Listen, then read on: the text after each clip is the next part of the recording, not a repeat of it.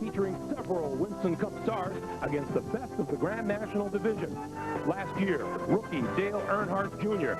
Well, he had a little trouble in this event. It came on lap 106 as he and Dick Trickle got together.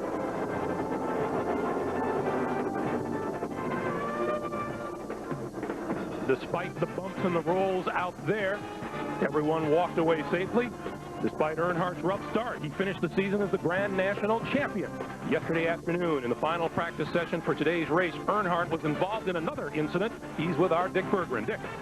Thanks, Greg. Indeed, in that incident, Earnhardt's car was badly enough damaged he had to go to a backup. This is the same car that went flying over the top of Dick Trickle last year. They rolled it off the trailer late yesterday afternoon, got just 11 laps of practice, and because it's a backup, you're going to have to start all the way in the back of the field. How do you pull a good day out of a deal like that, Dale? Well, we've done it before, so I figure last year we come out of here and didn't know which way was up, so yesterday just probably a minor setback. There's going to be a few other cars back there we can draft with, Jeff Burton and a couple other guys, so we'll just try to take it easy and dodge the first couple wrecks and pick up some spots on pit road. I figure, you know, that ain't too big a setback. We can come at least through half the field, pass the rest of them on the racetrack, and maybe finish up front. And take it easy and be careful is exactly what all the drivers were told in the drivers' meeting this morning. Let's go to the front of the grid and Ralph Shaheen. Two-time Busch Grand National champion Randy LaJoie is going to start on the outside of the front row here today. He's a former winner of this event. Now, on the pole is Kenny Schrader, Winston Cup standout. Kenny has been running the high line around this racetrack all week. Is that high groove going to be the way for you to get your speed here today, Kenny? I don't know, but the car works good at the bottom or the top, and this thing gets slick towards the end of the day. You got to shoot that top, and I like it up there. Greg, that high line might be the highway for Kenny Schrader to victory lane today. Ralph and Dick, thank you both. Let's go trackside now, where they are about set to fire up the engines. Let's get it on! And now, to give the command to start engines for the NAPA Auto Parts 300, please welcome today's Grand Marshal from the Green Bay Packers, Mr. Brett Favre. Gentlemen, let's get it on!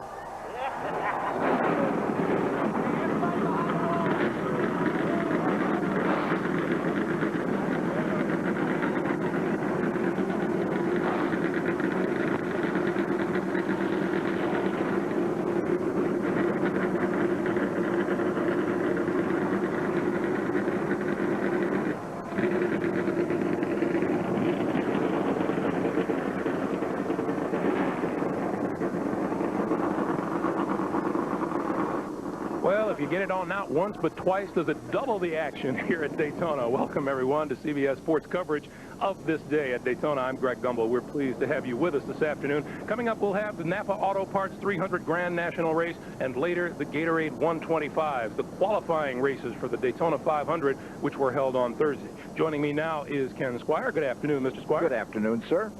Looks like we've got a good one going here at Daytona today. It's the first of 32 Grand National races this year for $1.2 million. There's a lot at stake for a lot of these young drivers. This is the big break. What they don't want to do is turn it into the big bust, and that's what happened yesterday afternoon. 7 cars crashed in the happy hour. Jeff Bodine said it turned out to be the hell hour. That's his brother's car that was destroyed, one of the 7 in 3 different incidents. And there you see Dale Earnhardt Jr.'s car. That, too, torn up yesterday. And you can add to that list Chuck Bown and Glenn Allen, Dick Trickle, Jeff Burton, Ted Musgrave's cars. All had to be replaced, and they'll be going to the back of the field, and we get set to run here today. All right, Ken, let's now go upstairs to the gentleman who will call the race for you, Mike Joy, Ned Jarrett, and Buddy Baker. Mike, let's get it on. Thanks, Greg, and hello, everyone. This race is about the haves versus the have-nots, and the precious commodity is experience. Rookies Adam Petty and Casey Atwood, their combined age is equal to that of Randy LaJoie, whom they call the old man. LaJoie throws it right back at him. He says, maybe when they're my age, their combined victories will total mine. Ned Jarrett has a grand... And there are 10 drivers in this field who have never been in Daytona, in the Busch race here at Daytona before.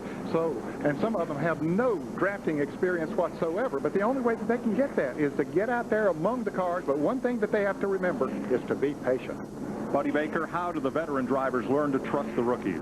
There's only one way. Go out there, do your best, and you gain respect by running the race and not getting in trouble. But even the best drivers get in trouble at Daytona. Last year, lap 1, 5 cars tangled at the entrance to turn number 3. They included veterans and rookies. Not a lot of room out there. Well, it's only 50 feet wide, and when you turn 2 cars sideways, you can see the end results. Doesn't leave a lot of room. That's Joe Bessie up on top of another car. He failed to make the show here this year. They're on the first of 3 pace laps. We'll be back with the start of the NAPA Auto Parts 300 from Daytona in a moment. Back to Daytona, where it's a sunny day, but the weather is unlike anything we've seen all week. We've had highs in the high 70s and the low 80s all through practice and qualifying. But look, only 52 degrees and a stiff breeze, 15 miles an hour out of the northwest. It'll be very different track conditions than what we've had all week. Let's have a look at the starting lineup for the NAPA 300. Ken Schrader has his 3rd career Busch Series pole. Randy LaJoie won this race 2 years ago. They're on the front row. Mike McLaughlin starts up front again at Daytona next to Casey Atwood, 18-year-old rookie. Dave Blaney, former World of Outlaws champion, and Bobby Hamilton Jr., a 22-year-old rookie. Tim Vidoa won 2 Busch races last year, and Larry Pearson is a 2-time series champ. Michael Waltrip, twice a runner-up in this race, and Joe Nemechek, the defending winner. Jeff Burton had 3 wins last year. Jason Keller from South Carolina. Jeff Green makes his 6th Daytona start, and Chuck Bound, the 1990 series champion. Terry Labonte, 3 top 4 finishes and 4 tries in this race. And Dale Earnhardt Jr., 7 wins in the championship last year. Todd Bodine, 2nd here 2 years ago, and Matt Kenseth, last year's point standing runner-up. Kevin LePage had a win last year, and Mike Dillon makes his 4th Daytona start. Adam Petty is the 4th generation driver to carry that name into a big race at Daytona, next to last year's Rookie of the Year, Andy Santerre. Then it's Bobby Hillin and Phil Parsons in row 12. Lyndon Amick and Kevin Grubb in the 13th row. Mark Martin, the all-time Busch Series winner with Jimmy Kitchens. Mark Green and ageless Dick Trickle, the dean of the field at 57. Jeff Finley and Truck Series champ Ron Hornaday. Kerry Earnhardt, Dale Jr.'s older brother, and Glenn Allen. Modified champ Jeff Fuller and Brad Loney from Iowa. Tony Raines, ASA champ, and Elton Sawyer. Rookie Jason Jarrett. Jeff Purvis, close 2nd last year. Curtis Markham and Andy Hillenberg, former ARCA champ. And the past champions provisional to Johnny Benson returns for the day to Base Motorsports. There were 24 drivers who failed to qualify for this, and you look at that list of names, there's not a short track promoter in America that would not like to have this field and number of drivers in his field on a Saturday night. You see Ted Musgrave there, Lance Hooper, West Coast great. Even Mike Stefanik, who was a 2-time champion in the modified and the Busch North Series, didn't make it. 1 lap to go. Looking at the manufacturer's breakdown, you notice there's 36 Chevrolets in the field today, 4 Pontiacs, 3 Fords. The reason there's not many Fords in there with the restrictor plate races, they seem to have a little too much drag and downforce on the car to really be competitive. Chevrolet seems to be the favorite as far as what people want to start the race with. There are 43 cars in the field today. They'll run 300 miles. That's 120 laps on this track, and they run for their biggest purse ever, almost $1.3 million. They can go from 54 to 60 laps on the tank of fuel. The race record was set back in 1978 by Darrell Waltrip at over 162 miles an hour. Looking at this beautiful racetrack here, the Daytona Speedway, you notice it's 2.5 miles tri-oval. The banking in the corners is 31 degrees. Right below us in the tri-oval here, 18 degrees. 6 degrees of banking and the back straightaway. We're going to ride with Mike McLaughlin in the Team 34 Racing Chevrolet, the Gould's Pumps Cam. He'll start in 3rd position. Also Joe Nemechek, the defending winner of this event, his Bell South mobility camera in his Chevrolet. Mark Martin, the all-time winner in this series, starts way back in 27. That's the Winn-Dixie onboard camera. Jimmy Kitchens from Alabama, the Air Jamaica Vacations cam in his all-car Chevrolet. Truck Series champ Ron Hornaday, the NAPA Auto Parts camera in that Dale Earnhardt-owned Chevrolet. Kerry Earnhardt in the Channel Lock Chevrolet has one of our CBS race cams today. And Elton Sawyer with the Lysol onboard camera in the Aiken Sutton Chevy. Let's meet the 3rd member of our CBS pit crew today, Bill Stevens.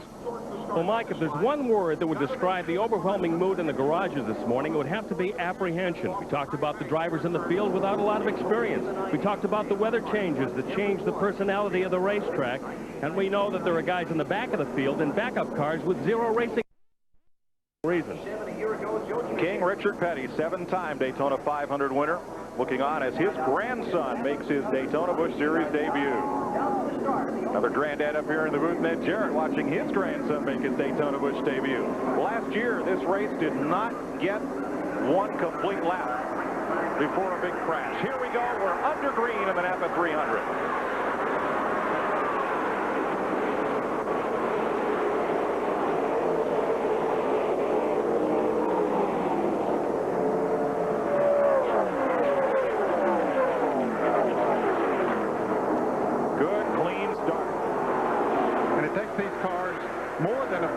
To get up to full speed, and you see somebody's in trouble there. That's Dave Laney. Bit of fluid coming from the back of his Bill Davis own Pontiac, and he's going to come pit side. Tough break for the former World of Outlaws sprint car champ. He was one of the fastest cars all week during practice, had a good qualifying effort, but unfortunately he's slowing down now as they come around for the first lap. Here's where that momentum comes into play. Some cars come up to speed easier than others, and they get a bit 3 wide coming down here for lap 1. A lot of tight racing as they head into turn 1. Still 2 abreast as we go in there. Don't see any 3 wide there, and that's probably good. Yeah, it's a little early in the race. They will be 3 wide before we go another 4 or 5 laps. Everybody right now being very cautious. They did have problems in practice here yesterday. That usually lasts about 10 laps into the race. Well, we see the 3rd and 4th place car running side by side. That's allowing the first 2 cars to pull away. Here we have it, 3 wide down the back straightaway. One car stuck in the middle, losing the draft, squeezing out of the middle of that sandwich. The breakaway is Randy LaJoie, winner of this race 2 years ago and twice series champion, and he has lined up with him Ken Schrader, the pole sitter, number 15. Now that pack has gone single file. Mike McLaughlin and the rest of the field beginning to catch them up here. Todd Bodine has already knocked off about 7 spots. He and Trickle and Musgrave and Glenn Allen and Chuck Bound, they have not turned a lap in those cars which they're driving after that crash yesterday in that final moment of happy hour. Mike? They're going to have to pick their way to the front, Ken, and as you look at that rush hour traffic, you can see it's not going to be easy. But there is a big draft being opened up in front of them, but there's not much room to do a lot of passing. You're riding with Ron Hornaday, and just in front of him, of course, Mark Martin. You can see the cars moving around. They head off turn 4. They'll bounce right there. You can see these cars are not very stable as they go into the dog leg here. You can see the back of the car starting to jump around just a little bit. That's Kevin LePage on the left of your screen as we look at our Circuit City telemetry from Ron Hornaday's car. Hitting 7,000 RPM. Yeah, he's only losing about 200 to 300 RPM. Now 400 in the corners. You can see he's running about 180 miles an hour in that part of the racetrack. Man, those cars really dance out there. They look pretty stable from up here in the tower, but you get on board, and they're anything but. They do bounce around quite a bit, and the air helps them to do that. Of course, you know, the pavement is almost impossible to pave a 31-degree banking and make it smooth, but the air is what makes them bounce around more than anything else, just like this situation. That multicolored, rainbow-colored car is Adam Petty, number 45, one of the rookies, 10 of them in this race. Now, as you look at our CBS running order in the upper left of your screen, you see in red Andy Santerre or Adam Petty. That means he has lost 1 or more positions since the last time by. A driver displayed in green has gained 1 or more positions. Jason Keller has a problem, car number 57. If I was to speculate, I would say right now he is having an oil-related problem because it's a gray smoke, as you see coming out of the back of the car there. And, Buddy, that's right in the middle of the field, and those drivers behind him are a little bit anxious as they see that smoke come up. Don't know where it's coming from, if it's fluid associated with it or not, but he's still running pretty good. I will tell you, it's off the right-hand corner of the car, and the exhaust, you have one out the right side, one out the left. It looks like it might be coming from the center part of the car. I can't really tell what it is. They are not black flagging Keller. They're allowing him to continue until they assess the problem. But now the pack is trying to work their way past him on the high side. And you can See, it's worse in the corner. I believe that's a tire rub. Yeah. I can tell you one thing. He won't be out there very long before NASCAR comes in and makes him adjust to whatever the problem is, because that's pretty serious there. And you can imagine at 190 miles an hour coming up behind that car and it's smoking like that. Keller has probably bumped side to side with another car and pushed a fender in against the tire, so that when it loads the suspension in the corner, that's when you see more of that smoke. Either it'll wear away and go away, or the tire might. Yeah, that's the big concern. The tire might go, and certainly if you have the air to go out of a tire on this racetrack at these speeds, that's not a good situation. He's going to pit, and that's a wide move. Jeff Purvis has come from 40th to 20th in 5 laps. And it's the first time that Randy LaJoie has led since he won at Myrtle Beach last July. So that's LaJoie driving for James Finch. He is part of a 2-car team with Jeff Purvis for Finch out of Phoenix City, Alabama, leaving Base Motorsports, coming here to Daytona. Yeah, and you see the car leading the race here is non. They don't even have a sponsor on that car, but I tell you what, Randy LaJoie will be a threat all year long for the championship. Riding on board with Mike McLaughlin, that's Gould's pumps cam. And look on the right corner of your screen. There is a message there, and it's intended for Sarah Murphy in Elmira, New York. Stephen, whose dad is one of the car owners of this machine, wants to know if you'll marry him. 190-mile-an-hour proposal. Okay, that ought to get the message across. You see Joe Nemechek in the 87 there, looking on the high side, starting to move around on the racetrack, looking for a better line where he can make a move towards the front. Great run right now. Tomorrow is Valentine's Day after all. Let's go to the garage and Ralph Shaheen. And a frustrated Dave Blaney is unstrapping himself out of his race car. Dave, what happened to the engine? I don't know. Just come apart, I guess. This thing was, it was awesome all week, the engine in this thing. I got to give those guys credit back to the motor shop. They did a great job and had us right in the front and contending for this thing. Who knows? Boy, Mike, the former World of Outlaw Sprint Car champ, really did have a great week. He started the race off 5th today. He's already parked, not even breaking into a sweat. Let me correct one thing on the Randy LaJoie car. He's driving for James Finch. Last year, Jeff Purvis drove for James Finch. He took the sponsor and went over to the Gary Bechtel team for 1999. They are not teammates. Of the top 25 starters in this race, 18 of those cars either have a different driver, sponsor, crew chief, alignment, or paint job. So it is a little confusing. My error. Here at Daytona, 8 laps complete. Randy LaJoie leading pole sitter Kenny Schrader. 11 laps complete at Daytona. Randy LaJoie leads Kenny Schrader and Mike McLaughlin. And the word is in from Elmira, New York. Sarah said yes. Happy Valentine's Day, everybody. Okay. All right. Congratulations. And 5 of those fellas have taken off. Yes, they have. They've been running single file there, and that's the way to do it. Hook up in a draft. 5 cars can run faster than one by itself, and certainly a lot faster than a couple of cars running side by side, so they've been able to pull away a little. Yeah, and the reason for that is the air comes over that front car, and as long as they're in the line there, it's like a big freight train going through the air. If they double up, it's like trying to get 2 freight trains through there at the same time, and it just creates a lot of turbulence. And of note, all 5 of those are veteran drivers. At the front of that pack, number 1 is Randy LaJoie, 15, the pole sitter Kenny Schrader, 34, Mike McLaughlin, 87, last year's winner, Joe Nemechek, and 32, Jeff Green. That's the 5-car breakaway at the front of the field. Leading the second pack. What a school's in for Casey Atwood, rookie driver from Nashville, Tennessee. And he is leading that pack. Doing a great job. He's running a good line around the racetrack, and apparently the drivers behind him were very content to run along there with him. That's Tim Fedewa running right behind him, who has a lot of experience on this track. That's Atwood, number 27, then Fedewa. The 3rd car in that line is Mark Martin. Mark Martin already moved up to 8th spot, and his car is really flying through traffic. He knows so much about drafting. He uses everything on the racetrack to his advantage. Mark Martin started 27th. He has climbed to 8th place. Jeff Purvis started 40th. He's come to 15th.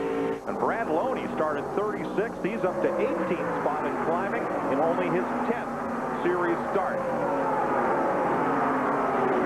Buddy, you mentioned Mark Martin coming up through there. And of course, he's one of those 3 drivers in a Ford here today.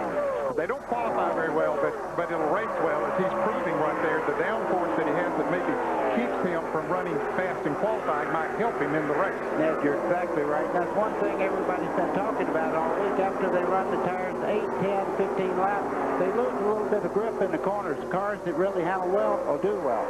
In the middle of the back straightaway, Kenny Schrader had a look underneath Randy LaJoy, and that field just kind of uncoiled like a snake as they worked back and forth. But they went up into turn 3, single file once again. And, you know, just a little move like that has let that second pack catch right up to them now. In a moment, Casey Atwood is going to be on the back bumper of the 32 car, Jeff Green. The 44 car there, just in front of him is Purvis in the 4 car. Just behind him, Terry Labonte. And we know he knows how to draft and move up through the crowd. Purvis 16th after starting 40th. Labonte started 15th. He's lost 2 spots. You saw Andy Hillenberg has also gained a lot of ground since the start of this race. He was talking with A.J. Foyt during pre-race, getting a few tips from the 72 500 winner, Daytona 500 that is. And that 31 up there, no, that is not Mike Skinner. That is Ron Hornaday in the 31. From out of the Winston West and Craftsman Truck Series of NASCAR, Hornaday up to 15th position. And just as you said, that 5-car breakaway, that's now a 12-car lead draft. They're still running single file, but somebody will get anxious in a moment and say, hey, I can run fast to this, and he'll try to make a pass. Hornaday and Purvis have been battling for the last 6 laps here, buddy, side by side. Yeah, you can see the outside line. Wow, we have we're going to go to the lead here. Schrader takes the lead away from Randy LaJoy. Kenny Schrader to the inside now. LaJoy slips in. Mike McLaughlin gives him a little room to settle in. Was unable to follow Schrader to the front spot. Sometimes a guy leading for a while will give that second-place car a break and let him run a few laps to cool his motor back down, because when you're tucked right up under the lead car, you tend to get more water temperature build up, so they'll switch back and forth if they're working together. 13-car train. Kenny Schrader pulling it along. Kevin Grubb's another man on the move. He's in that train. He's 10th after starting 26th in his first ride with the Clarence Brewer team. And you can see on your screen there that some cars are running over, most of them are running over 190 miles an hour. Every once in a while you'll see one there, 189. Well, it just depends on how they are in the draft, who they might be picking up on, or somebody maybe holding them back a little bit. That's the variation of the speeds that you see there. 1 car out of the race, Dave Blaney. Jason Keller spent a while on pit road with the hood up. Here they come off turn 4 to complete 18 laps.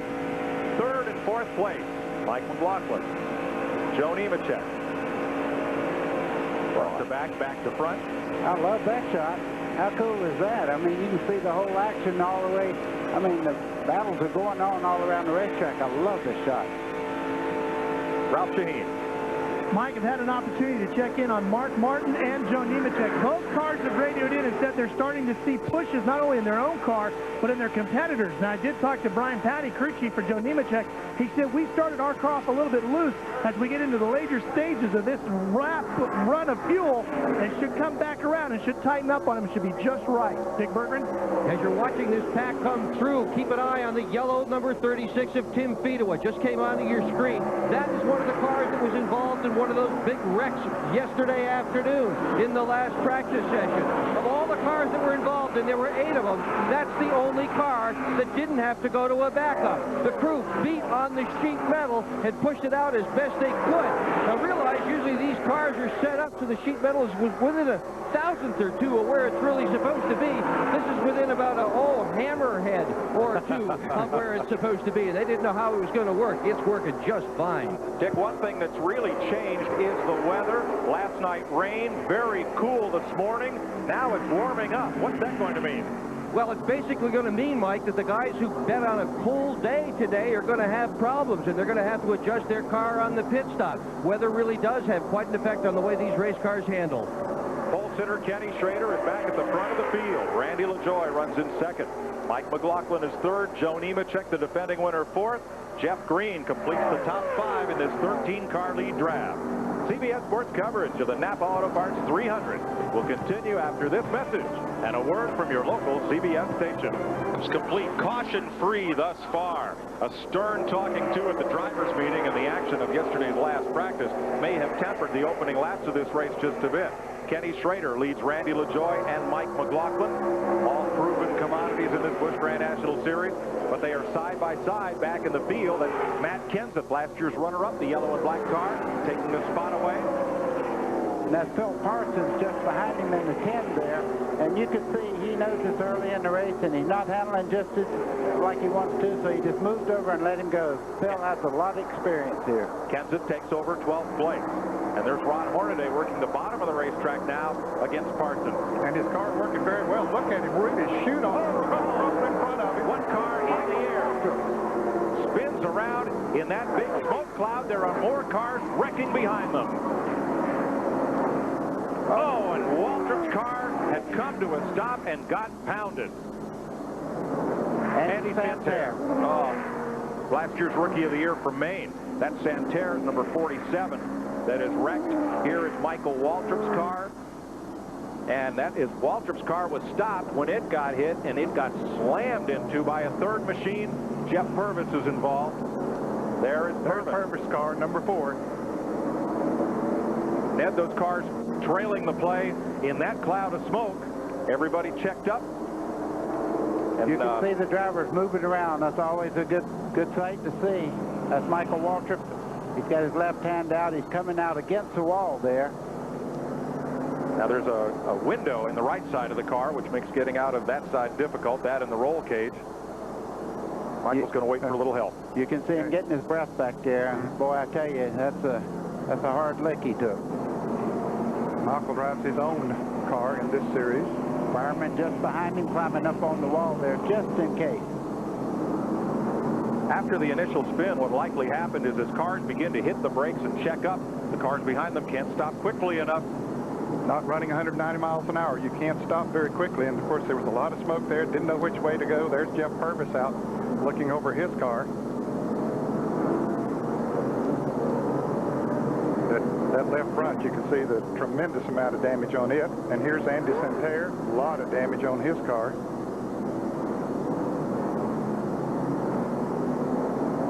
Cherryfield Maine driver has a new crew chief, Mike Gricci, owner of the championship car in the Busch North Series the last 2 years. I saw Elton Sawyer just go by with a lot of damage to the 98 car also on the left front corner. So there's the hood up on Elton Sawyer's car. The aerodynamic destroyed. But he'll make it around and be able to come back out.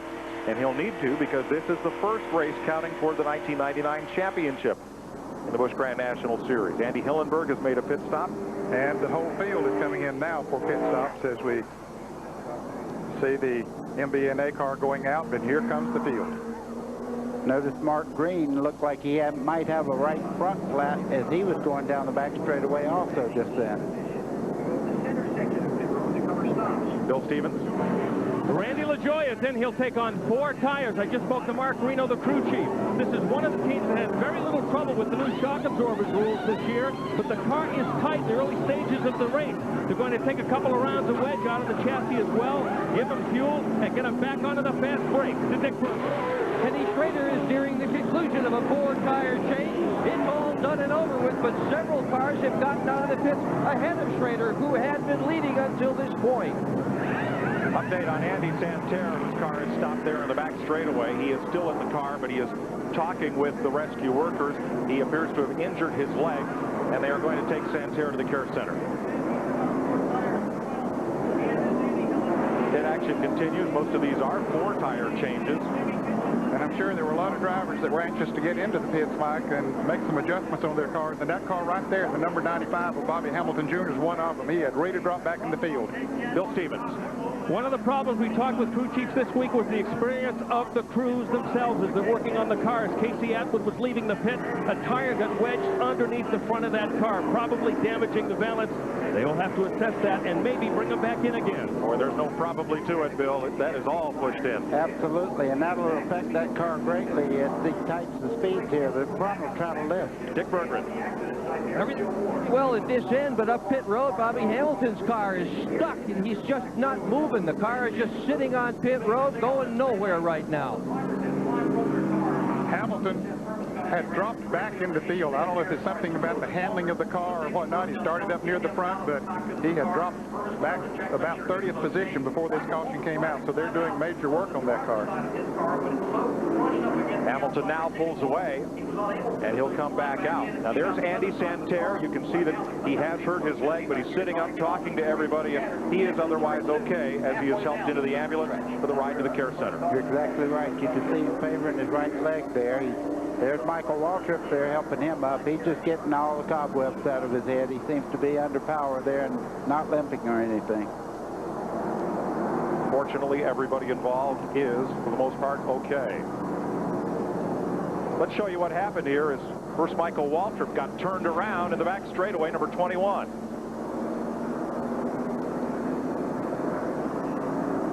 He might have had a little bit of help there. It looked like Kenseth might have got into the back. You see the car trying to get up. The flaps on the roof there help get it back down. That keeps the car from flying backwards and getting and turning over back there. But look at all of this smoke, and those drivers coming in there, they can't see where they're going, and they start, as Mike said, they're slowing down, and then they start hitting each other and further intensifying the wreck.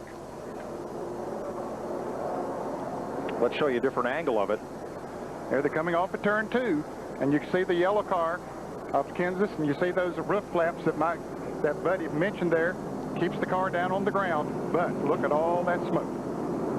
Adam Petty gets past, and now Michael Waltrip sitting and looking. Just hoping nobody will hit him. Well, and he knows there's a lot of trouble behind him because he can see them coming. Yeah, he's facing them there. Hillenberg slides by. Now watch, I believe it's Andy Santerre. It is who piles into Waltrip. It's Andy Santerre, and that's how Santerre's leg got injured. And that side-on slide into Michael Waltrip. Let's watch and listen from Elton Sawyer.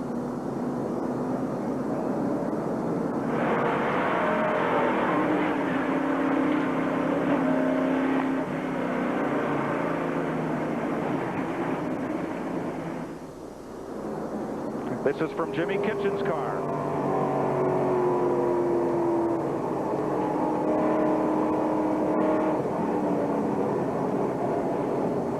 He said, I made it through there, but I'm down on the grass. Another look from the back straightaway as Matt Kenseth turns Michael Waltrip around, and here they all come. Boy, Ron Hornaday in the 31 just did get by there.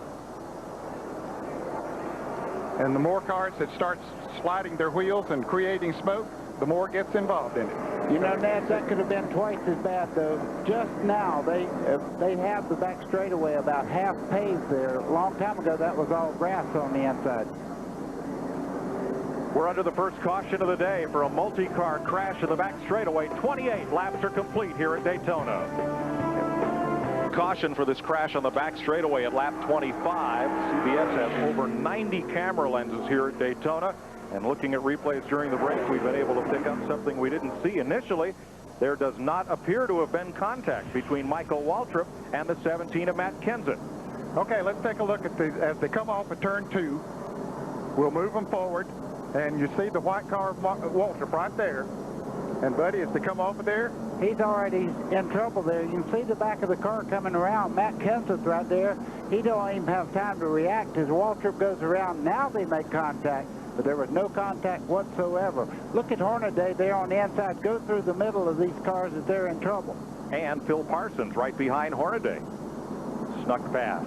But there was not contact to start that out between Michael Waltrip and Matt Kenseth. That's a very tricky part of the racetrack, coming off of 2 over there, and it's very easy to get the air taken off of the spoiler and make that back end very light. And the other part you have to remember is in 31 degrees of banking in the corner, when you pop out on that straightaway on the 6 degrees, you don't see what's happening in front of you. You look up and see all that smoke and you overreact. One driver change during the caution. Ted Musgrave is now in the number 29 in relief of Curtis Markham. Here's Dick Berggren. 22-year-old Bobby Hamilton Jr., one of the young guns in today's race, thought he was going to have a great day. He started 6th, but his car is behind the wall with a broken spindle. How did it break? We came in, and as the 37 was coming out, we ran to the side of his door. You know, he's running good. Hate that happened to him, but no, we wasn't good from the very start. You know, the way we sent the body off to get it done the way he done it, it had a terrible push once the tires got old. So, I think we learned a lesson. We started doing stuff in-house now. Broken spindle means the left front wheel is just sort of flopping around and wobbling, and you can't drive it like that even at 10 miles an hour. To Ralph.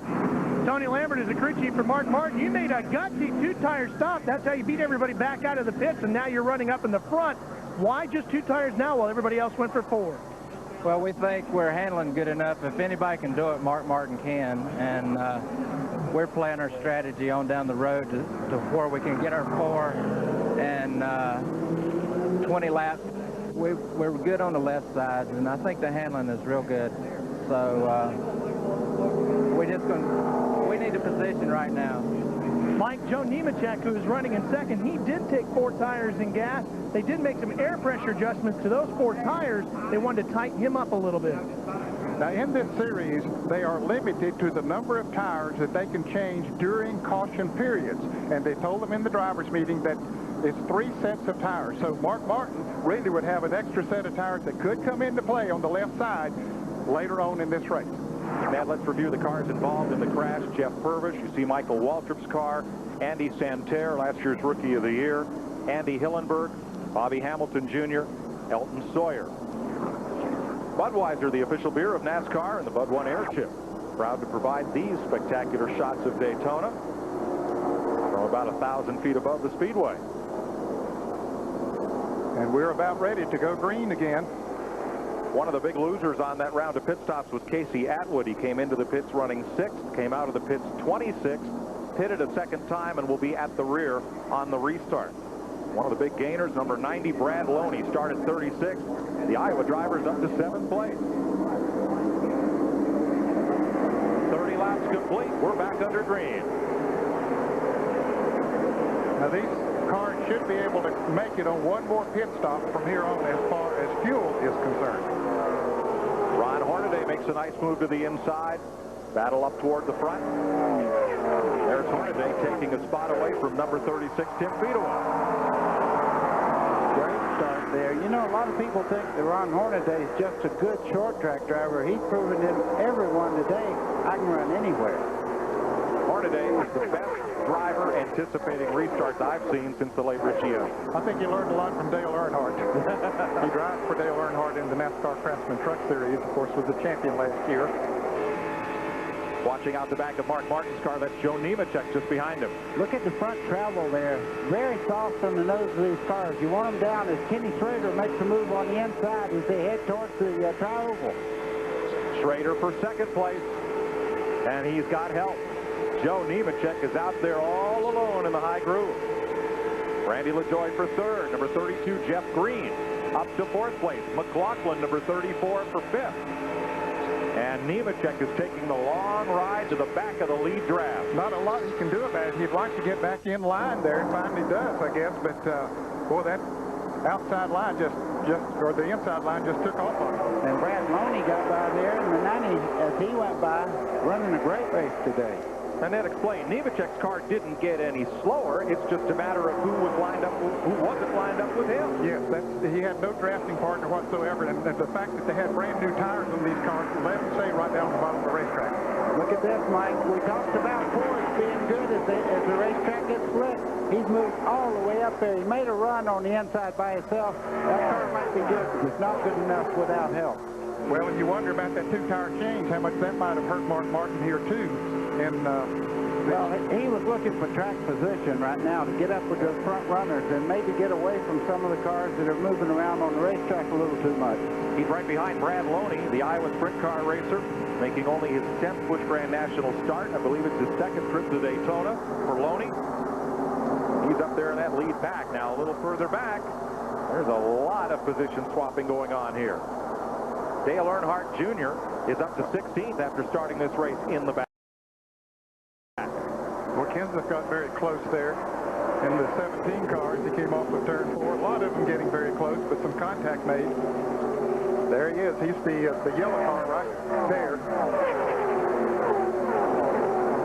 Just watching Joe Nemechek, I mean, he moved all the way up to second place, but that car is not up to full song as it was before he made the pit stop. He might have adjusted and not got his car just exactly like he wanted. And he's drifted into this second pack of cars. So Nemechek has dropped back just a little bit. Dick Berger? Part of Nemechek's problem for sure this year is that there is a new set of rules for both shock absorbers and springs. Last year, he won this race with very soft shock absorbers, very soft springs that tucked the spoiler down out of the air. His crew wondered how he could even hang on to it. The new rules wouldn't let him run that setup, and they've been searching ever since they came to Daytona for something that would work as well as it did in 1998. They haven't found it yet. To Ralph. Dick, Kenny Schrader thinks he found it for qualifying. The rule says 360 pounds on your spring rate. Doesn't say anything about the length of the spring. So when they came to qualifying, Schrader put a really tall spring in the right rear and a really short spring in the left rear. What that did was it faked the car out, made the car think it was running softer, tucked that rear end down out of the air, all the air flowed over that spoiler. Schrader went fast enough to get on the pole. Pretty creative, don't you think? There's as much ingenuity in that garage area as you'll find at Cape Canaveral. I was just thinking to say, leave them alone just a little bit, they'll find an answer. Schrader comes to the line, the leader, 36 laps complete in that number 15 Chevrolet. Right behind him, Randy LaJoie looking for his second win in this race in 3 years. And up to third, Jeff Green. Didn't make the Daytona 500 in Bud Moore's car, but he's having a strong run this afternoon. Mike McLaughlin is fourth. Brad Loney, who came out of sprint cars to star in the ASA, American Speed Association, is fifth. And Mark Martin's Ford is sixth. Yes, and Jeff Green's making a statement here. You know, he used to drive for Earnhardt a couple of years back and was replaced in the ride. And right now, Jeff Green's proven to the world, hey, I can run with anyone. A little further back, seventh is Ron Hornaday, eighth. Joe Nemechek, ninth is Mike Dillon, and Lyndon Amick, who came out of the Dash Series in NASCAR, is up to 10th. Change at 11th spot, Terry Labonte is moving up. At 12th, Todd Bodine in that backup car. Dale Earnhardt Jr. is up to 13th after having to start his backup car in the back of the field. There is Earnhardt Jr., left side of your screen, and at number 3, the defending series champion. Todd Bodine in the car number 66 falls in behind him. There's a couple of cars draft up. Now that 57 car of Jason Keller, he is 5 laps down. Well, he was the car early in the show that had the tire rub, and he really lost a lot of track position and everything, waiting to see what was going to happen on that right rear corner. And we'll have a report there might be a tire rub on the car number 37. That car, of course, driven by Kevin Grubb. We'll keep an eye on that. Another of the young guns, Adam Petty, rookie. He's in 15th position. As the battle for the lead heats up, here goes to the high side, Randy LaJoie. You can see the regulars on the Busch Grand National Tour are working with Randy LaJoie, trying to catch the 15 of Kenny Schrader. They'll make a move on him before too long, I think. Kenny Schrader's last Busch Grand National win was in 1994 at the Talladega Superspeedway. There was a 10-car scramble on the final lap. Schrader made it to the line first for his second series win.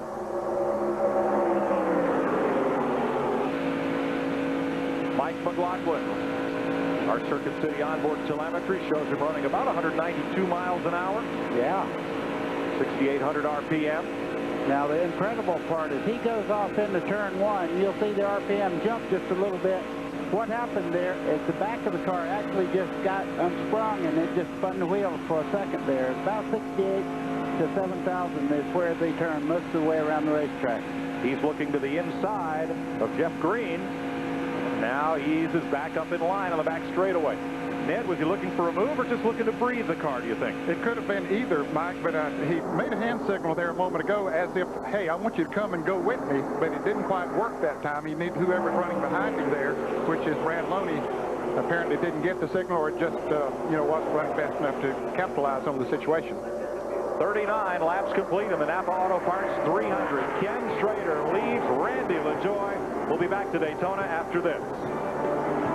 Michael Waltrip, Andy Santerre, and Bobby Hamilton Jr. involved in the crash. Let's go now to Ralph Shaheen, where Mark Martin's having problems. Ralph. That he is, Greg. Mark Martin coming down pit road and going back behind the wall. Talked to his crew chief, Tony Lambert, who said it looked like he got hit from the AMIC car. So we're going to see if we can't go down and get a word from Mark Martin. You see the damage to the right front of Martin's car. Apparently a tire cut, and it flailed its way around that fender, and it goes into the garage area. Also, while we were away, Elton Sawyer slid way up the racetrack in turn 2 and slipped out of the lead draft. Randy LaJoie has taken the lead from Ken Schrader with the 97 winner of this race back up front. Schrader in second. Let's show you what happened to Mark Martin. Number 60. Oh, yes. Right on the right rear corner there. Shot him right into the wall on the outside. A lot of damage to his Winn-Dixie Ford. Mark is one of the most 360-degree perceptive drivers I've ever seen. He will call and tell the crew not only what happened, but with who, as he did.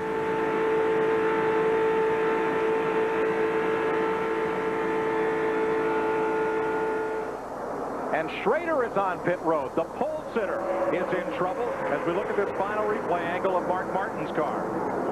Going into the wall in the backstretch, and Schrader will go home disappointed after starting on the pole and seeking his third Busch Series triumph. And it looked like there was some fluid coming out from underneath that car, Mike.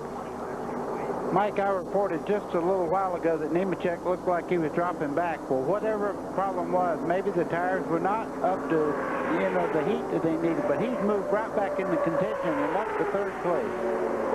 Joe Nemechek, last year's winner of this race, very emotional win. As he pulls up into that lead draft, and now the shuffling from Mark Martin on back have let the first 4 cars break away. That's LaJoie, the leader. Jeff Green in second, Nemechek in third, and the 4th car is Mike McLaughlin. And then a little farther behind them is Terry Labonte. He's running in 5th place. There's just a 3 car. There they are. Terry Labonte, Lyndon Amick, and Todd Bodine. Look at the battle a little further back. Dale Earnhardt Jr. trying to gain some ground. He's up to 9th place. As this group comes off turn number 4, they're about 800 feet behind the leaders. Boy, that's an incredible drive because he had to start in the very back of this whole field, and he worked his way to the front. Now look at these two. Ron Hornaday drives on the Truck Series for Dale and Teresa Earnhardt. This car is owned by Dale and Teresa Earnhardt. Guess whose son is right there, tight in his draft, hanging on as they're going to try to take each other to the front. Do you think? Yeah, they're on their way. Of course they'll work together. That's part of what teammates are about. Right behind them is Johnny Benson, who had to use the Champions Provisional to get into this field. And getting a lesson on drafting at Daytona from Benson is young Adam Petty, 4th generation NASCAR driver.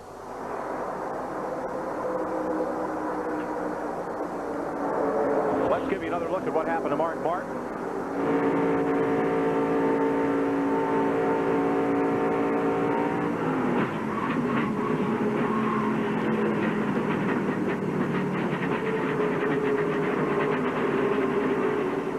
Boy, he was very fortunate to get that thing back across the racetrack and down to the inside out of everybody else's way and not getting hit.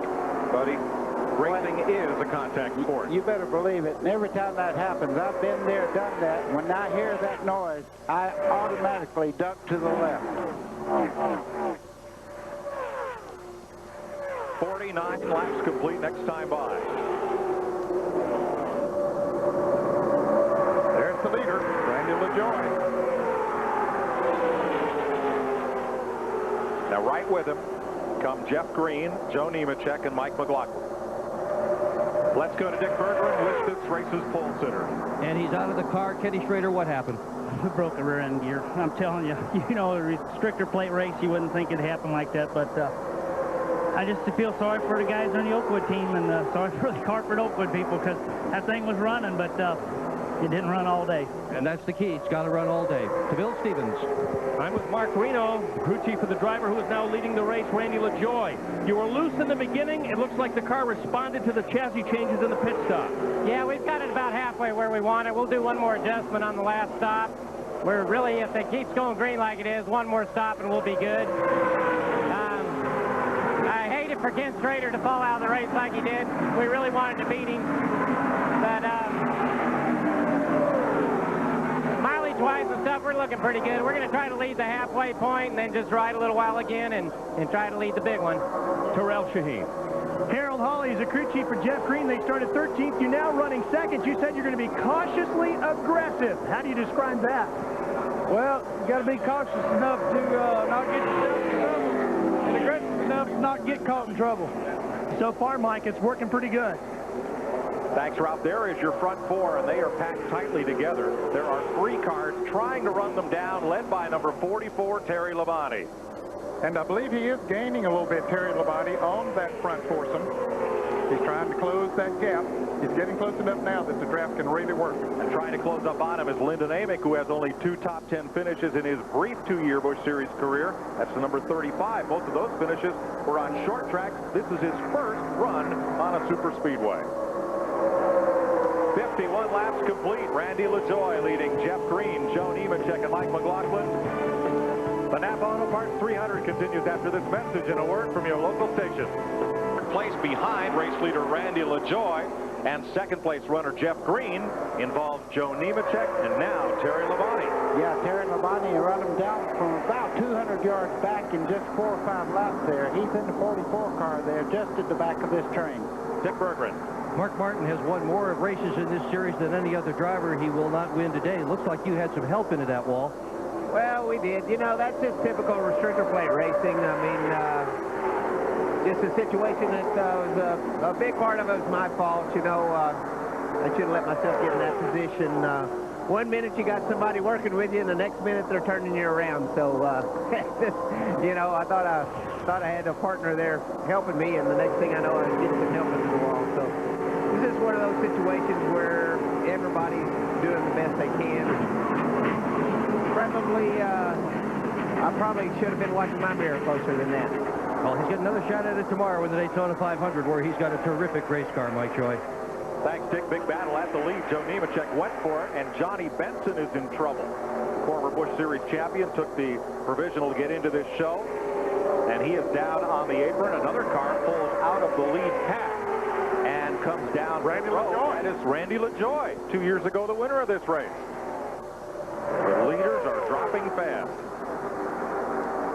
LaJoie shakes it back and forth. He gets into his pit. Here's Bill. Randy LaJoie in the pits. He has a tire going down on the right side. They're changing both right side tires. I spoke to Mark Reno, very disappointed. Randy had told him this is the best car he's had here in years. And as you mentioned, Mike, he won here 2 years ago, finished second last year. Mark now wants him to do left side tires. This is going to cost him totally unexpected and a shame for a guy who felt he had a shot at winning this race. And one car slides off the track to the inside of turn 4. And it looks like he's going to just park it there. He can't, car won't go, and the caution is out. Now, did LaJoie make it back out from the pits in time to stay on the lead lap? We'll see how NASCAR scores that. Johnny Benson's car would not make it all the way to pit road. So in the interest of safety, caution has come out. Now, the leaders overhauled LaJoie as they came past the start-finish line. I'm not sure he has taken the caution flag. Here he comes. He's trying to get a run back around to the flag, perhaps, and stay on the lead lap. Ned, I don't think that LaJoie has taken the caution flag. It was not out when he came out of the pits. It depends on whether the leaders had taken the caution flag or not. I don't believe they have. Okay. They're waving him by we here. Here comes LaJoie. Past his old modified competitor McLaughlin, and he's going to make it. And he has his pit stop already made, so he could be the leader of this race after everybody else will make a pit stop. The pace car will come out and will pick up the race leader, McLaughlin. So LaJoie will come all the way around. Johnny Benson, the black number 26. Yeah, the rear goes out. You see him trying to get it up to the wall there. We saw a little bit of smoke or something as the fluid had come from that car before he went into that turn. You see the smoke coming out of the back of the car. When it gets oil under the rear wheels like that, that made it break loose, and up the bank he went. And that pancaked the right side of the car when he went up there and bounced off the wall, so they'll hook the wrecker up to him.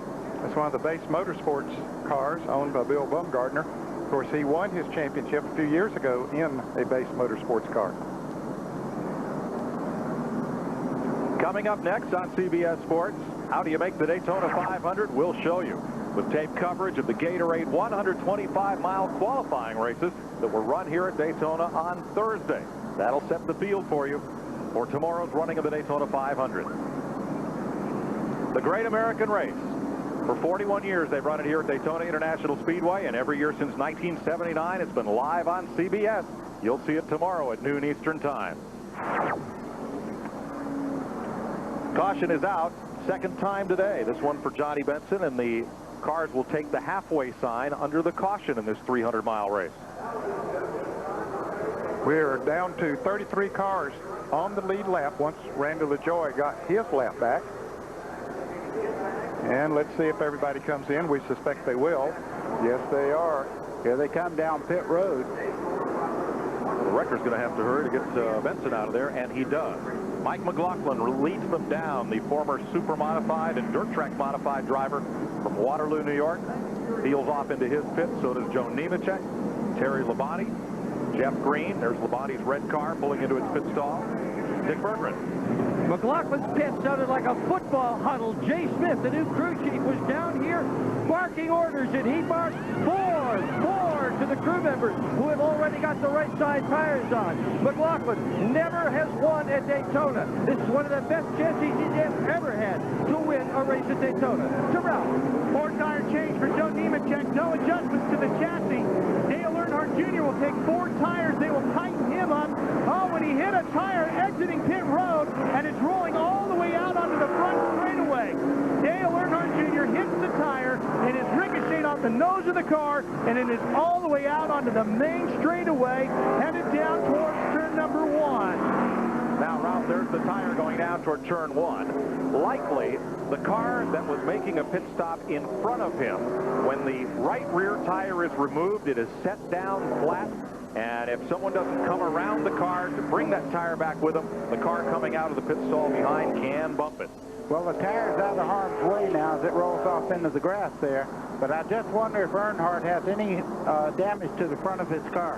One driver that did not get a good stop was Mike McLaughlin, very slow leaving the pit. Let's go back to Ralph. We're down here. Tony Uri Sr. is the crew chief for Dale Earnhardt Jr.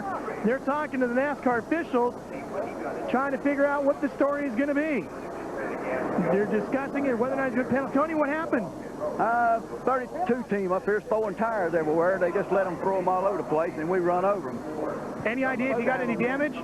I don't know. They're supposed to have a man to pick them up, but they're too damn lazy, I reckon. And, Mike, that tire, don't forget, it weighs about 60, 70 pounds, so it can definitely knock a fender in. Ralph, looking at the front end of Earnhardt's car, we don't see any apparent damage. Now, trouble on the leader, Dick Berggren. Indeed, Mike, and the problem with Mike McLaughlin's car is he has lost first gear in the transmission. That will make it very difficult for him to exit pit road every time he comes in for the rest of the day. We're under caution here at Daytona for the second time today. 61 laps are complete. We're just past halfway. We'll be right back. As NAPA drivers, you're responsible for safely delivering the best parts in the world. So I've brought in a special guest instructor. Ron Hornaday, NASCAR Truck Series champion. Well, if you want to go to the turns, about 130.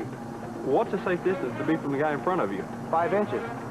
It's called drafting. Oh? All right, get in the truck. I'm going to have to show you. You getting all this down? They're going to can me for this.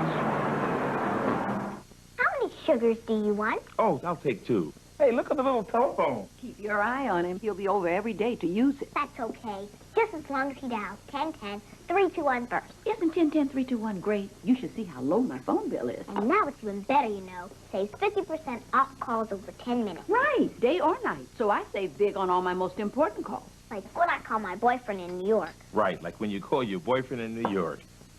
Wait a minute, boyfriend? You got a boyfriend?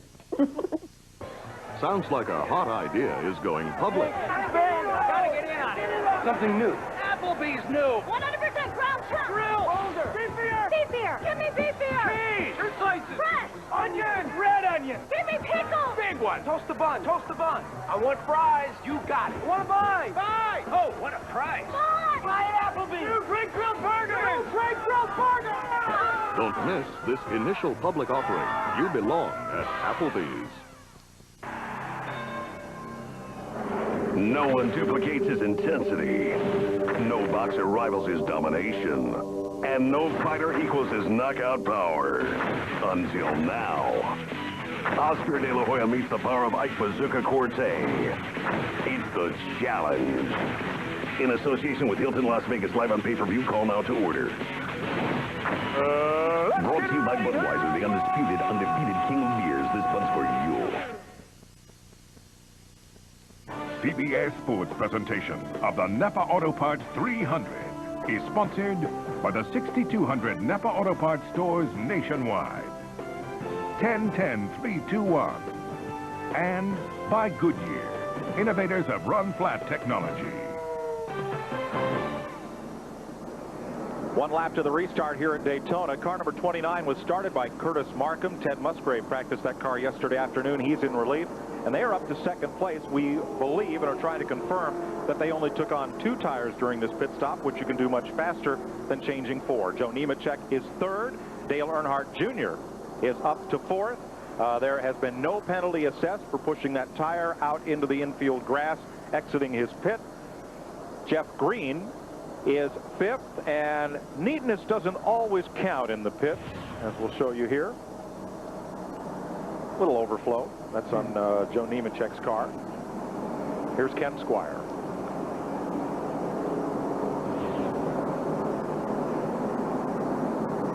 One of the impressive runs out here today is Todd Bodine in the 66. This car did not arrive at the track until 6 o'clock this morning. This is a backup car, and it had tried to qualify. Barry Bodine had given it a shot. They'd sent it back to North Carolina.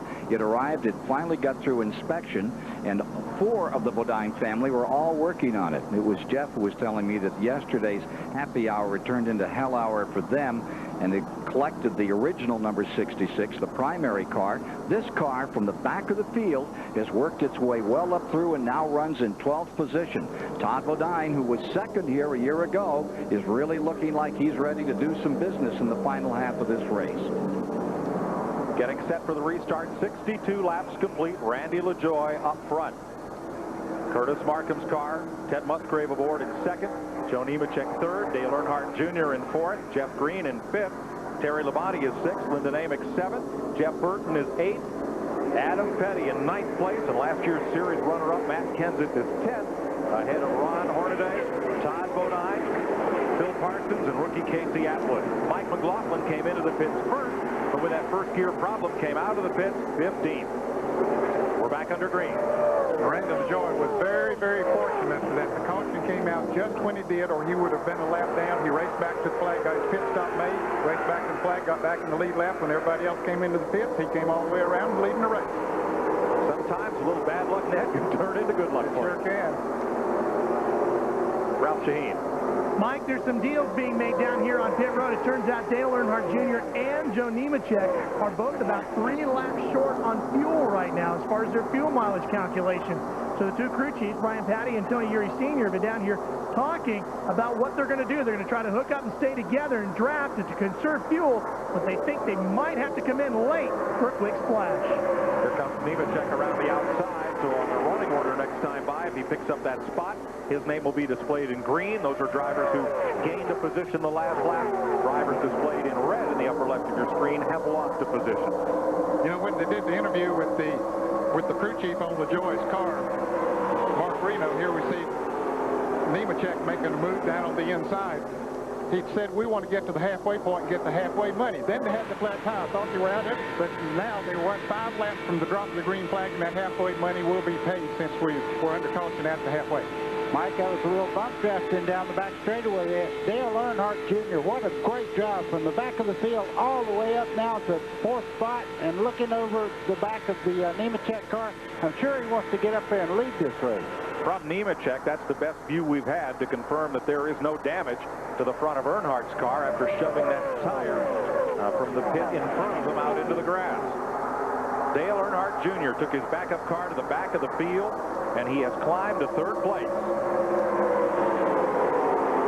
Jeff Burton was very slow getting up to speed on that restart. He restarted 8th, but he's dropped back to 18th in 1 lap. McLaughlin has to be sitting there wondering where that first gear went to. That's metal gears in this transmission, and it's got to be floating that metal around in there. It could get second, third, and fourth pretty quick. 65 laps complete. 300 miles today, 500 tomorrow here in Daytona to conclude Stock Car Speedway. You talk about moving along there now. Headhunting for the lead. Joe Nemechek had a look on the high side of Randy LaJoie, trying to put that 87 up front.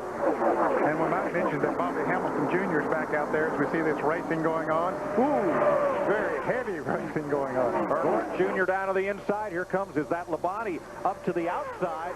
And they're 2x2 from fourth spot on back. Yeah, everybody's racing the lines around the racetrack right now. There is no preferred line. That is Terry Labonte, that red car up on the outside. He's got some help there from Mike McLaughlin. That's what 190 miles an hour looks like from ground level.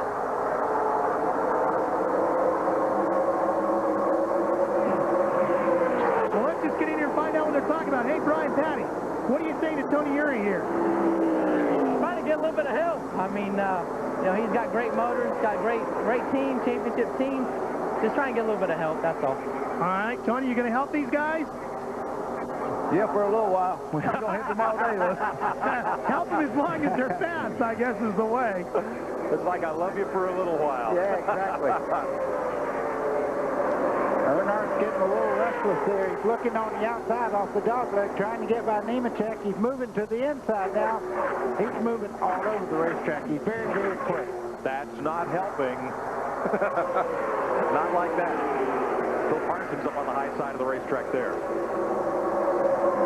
6 cars now have broken away. Terry Labonte, number 44, 10 times a winner in the Grand National Series, but hasn't won since Darlington 1996. And look at this scramble. Here comes McLaughlin, number 34, side by side with Adam Petty. McLaughlin's one of the fastest cars here, but he cannot accelerate out of the pits without first gear. He's right behind 29-10 Musgrave. Yeah, and he's kind of caught up there. It can be very quick, but if you don't have a race in line to get by these guys, you have to run with the people you're with. Bill Stevens.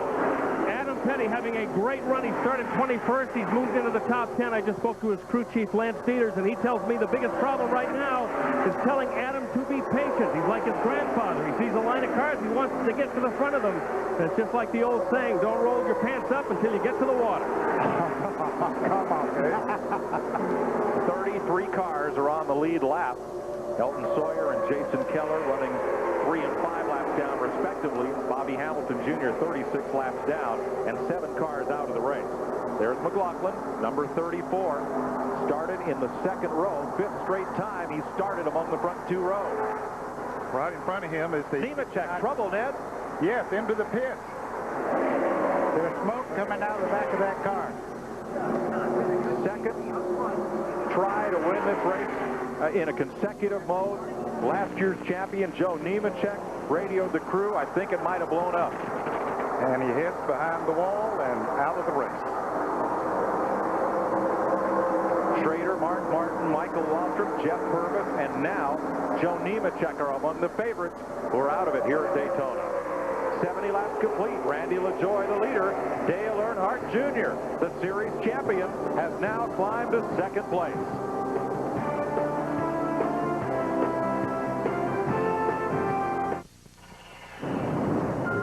It's late, it's wet, and a flat tire puts you up against the wall. Wouldn't it be great if you could just drive to safety?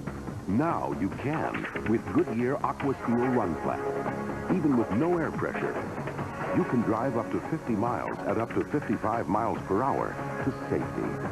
Aqua Steel Run Flat. Only from Goodyear. I heard this story about a group of tourists who were searching for Western heroes. Come on, baby. And they got a little off track. We're sunk. Luckily, their heroes found them. Guarda, the legendary Ford F-150. Jerry Cooper. Yeah, Jerry Cooper.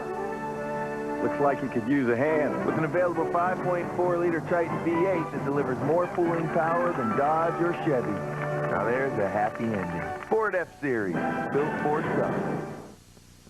It's not an easy job. You have to do windows. It's cramped. It's loud. The pace is frantic. The pressure's intense. And the competition is brutal. So when a NASCAR Craftsman Truck Series driver tells you they've had a tough day at the office, take their word for it. This is NASCAR.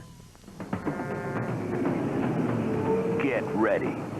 They're here. The most precious metals are about to arrive. Stand back, boys. Introducing Racing Champions Precious Metal Series Limited Edition Collectible Diecast. In gold. In 24-karat gold. And platinum. NASCAR collectibles so unique they could only be called precious metals. Better get your hands on them before we get them all. Racing Champions Precious Metals and Originals. There's a new series to collect every month. Available at your favorite retailer. How difficult is it for criminals to buy guns? Let these undercover cops show you how easy it is. Sunday on 60 Minutes.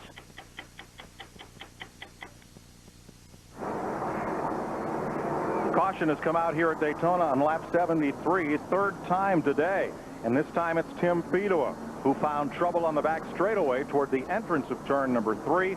Fedowa is limping that car around, trying to get it to the pits as fast as he can. Well, Watch that yellow car. Right here, coming out of the pack, trying to make a pass down on the inside. Oh, no, that was the wrong yellow car. He was back further in there and came out of the pack up against the outside wall and then spins the wrong way.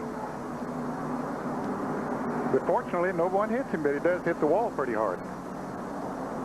Well, that spoiler and trunk lid kicked up in the air, that car will be hard to drive, even if they can repair it mechanically. Let's show you from Jimmy Kitchen's car.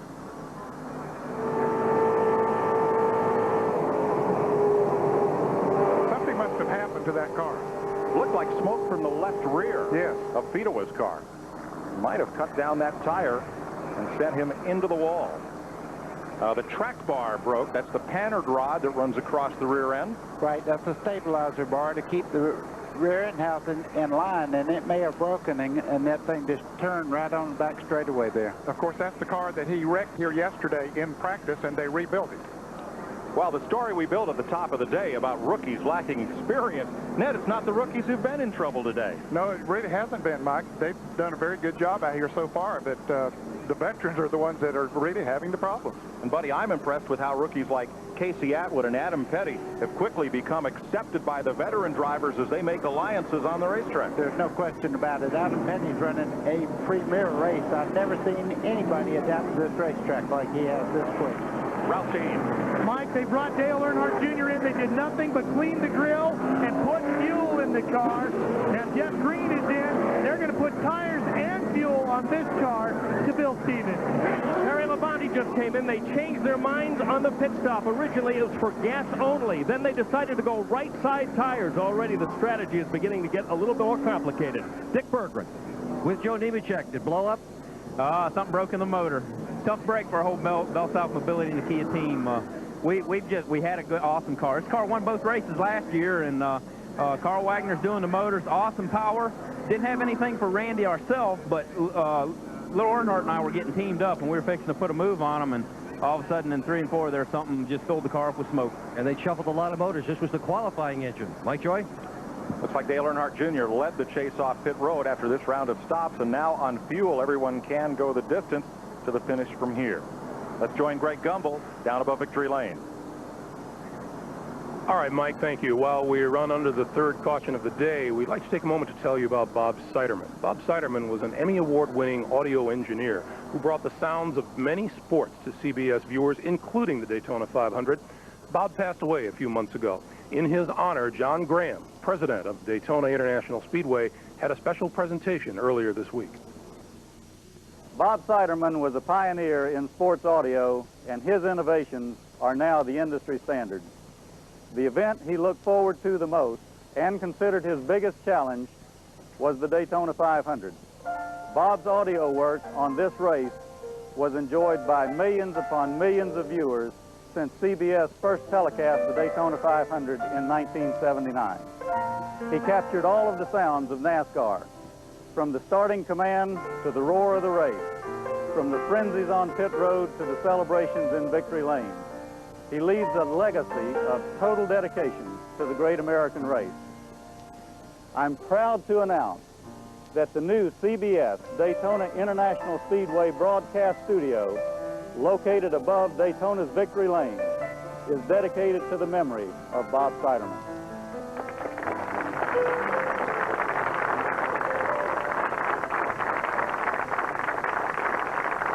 Bob's wife, Andrea, was unable to attend the ceremony, but is thankful for the loving way that her husband will always be remembered. In thanking you, I'd like to say that it was Bob's desire to bring to the home viewers the excitement of racing, not just to be a visual medium, but with excitement built through sound.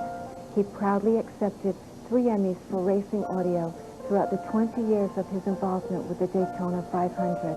His own high standards and expectations were to make each year surpass that of the year before. It is with great pride that I accept this studio dedication for my husband. I thank you and know he will forever be listening.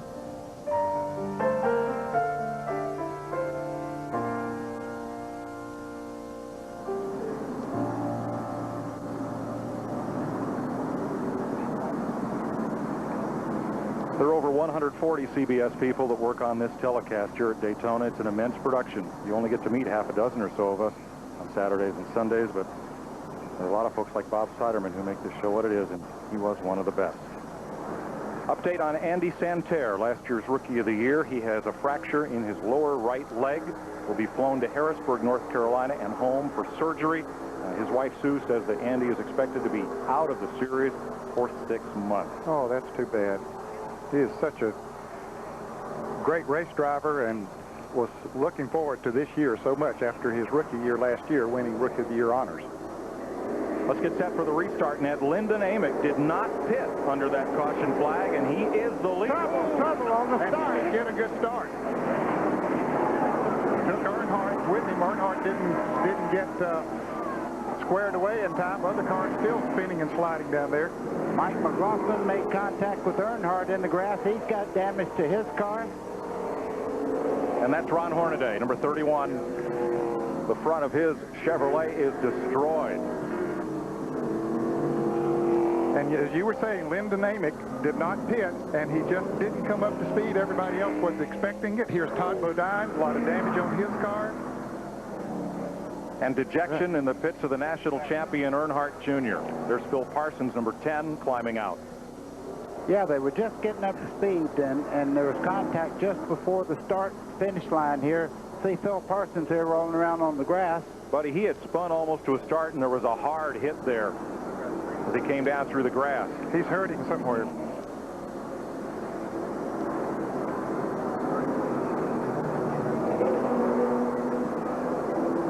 Still one of the regulars in this series. Looks like maybe he's holding his ribs or his side. Let's see. Ron Hornaday out. Everyone else, miraculously, was able to drive their cars away from the accident scene and try to come around to pit road. Terry Labonte, yeah. He's got a lot of damage to the right front corner there. Several of the good cars were involved in that wreck. The leader, Lyndon Amick, may have had a problem with second gear on that restart. Here's Bill. Down here with Terry Labonte, crew chief Eddie Lowry, very disappointed. You should have seen this crew when Terry got into that incident. They were devastated, and the right front of that car is stoved right in. This is not going to be a quickie. He has absolutely no steering control right now. They have to pull away some of that sheet metal, make a rubber change, and see if they can get him back again. Number 5 coming to pit road, Dick Trickle. In the Jimmy Spencer car, Phil Parsons is okay. Had the wind knocked out of him and a bit of soreness where that seat wraps around the rib cage and shoulder, but good to see him walking into the ambulance on his own. Lyndon Amick's in the pits also now. Todd Bodine, after the crash yesterday, as Ken Squire told you, Brett Bodine, Barry Bodine, Jeff Bodine, all involved in getting that backup car down here. Here's Dick Bergman. Well, Lyndon Amick has just given to the pits. All they've done to the car is throw some fuel in it, and off he goes. The crew is just sort of a bit mystified about what's going on at the moment. And Ned, Dick, from the sound, it sounded as he pulled away like he only had the high gears. Let's show you what happened on this aborted restart. Okay, you can see he's on the outside. That's a lap car down on the inside. That's Earnhardt Jr. in second right there. And see, he didn't get a good start. Earnhardt got a good start, hit him, and then got Terry Labonte involved. And Todd Bodine came in there. Matt Kenseth got involved in car number 17. There's Phil Parson coming into the picture in number 10. See Terry Labonte nowhere to go. Right on the bottom of the racetrack. Earnhardt gets into him, turns up there.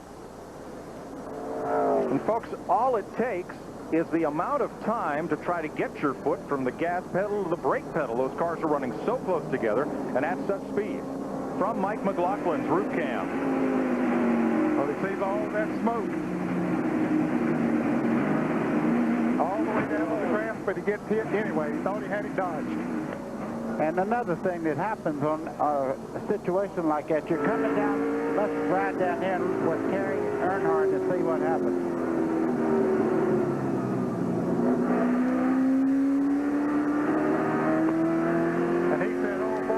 Through there. Jason Jarrett was right in front of him. He got through it. This is Ron Hornaday, who did not get through it. He thought he was making the right move. Ooh, there's the hit lick to Phil Parsons, and that was a hard one. Man. Jimmy Kitchens.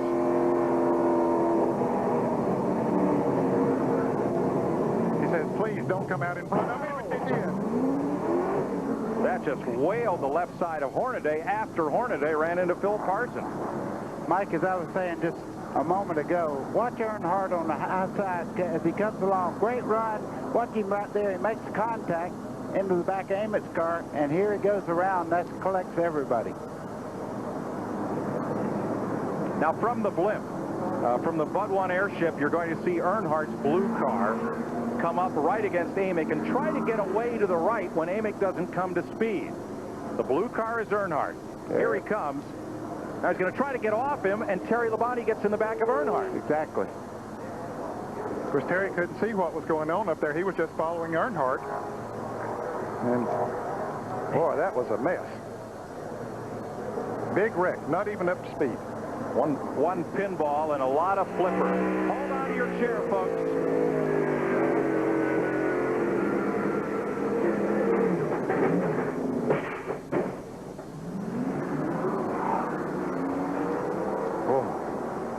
Once again from Jimmy Kitchens.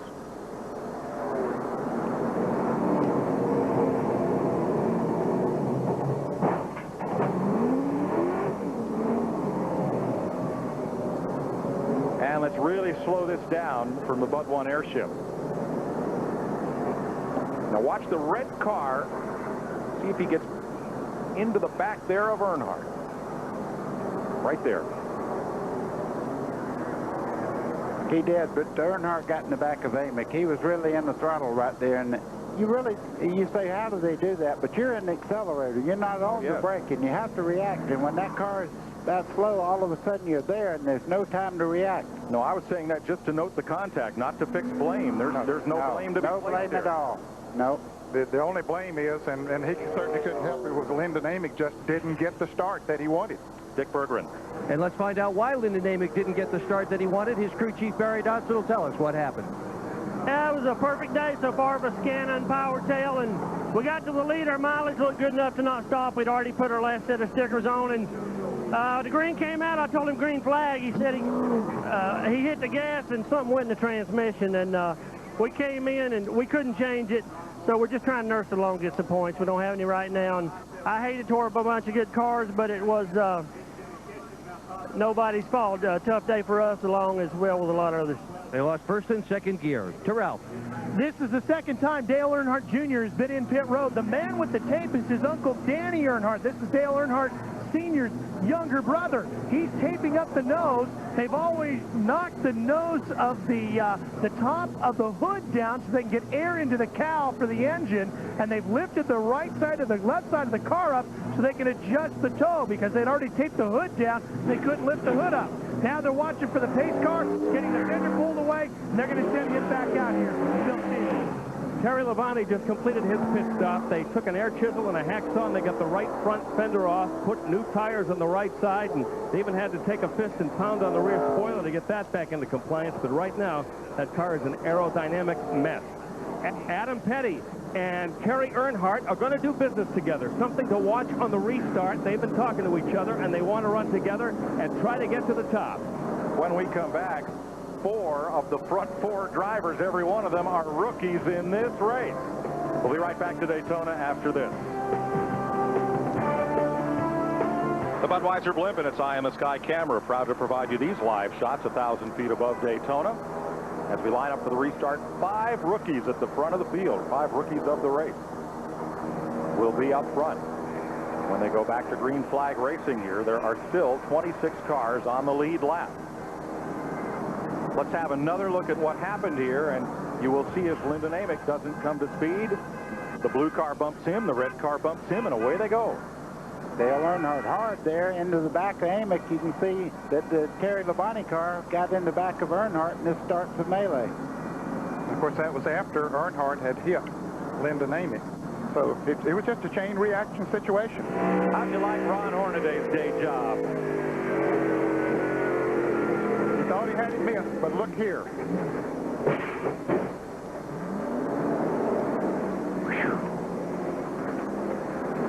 And Jimmy Kitchen, he thought he had it missed. He was just idling along down here in the grass.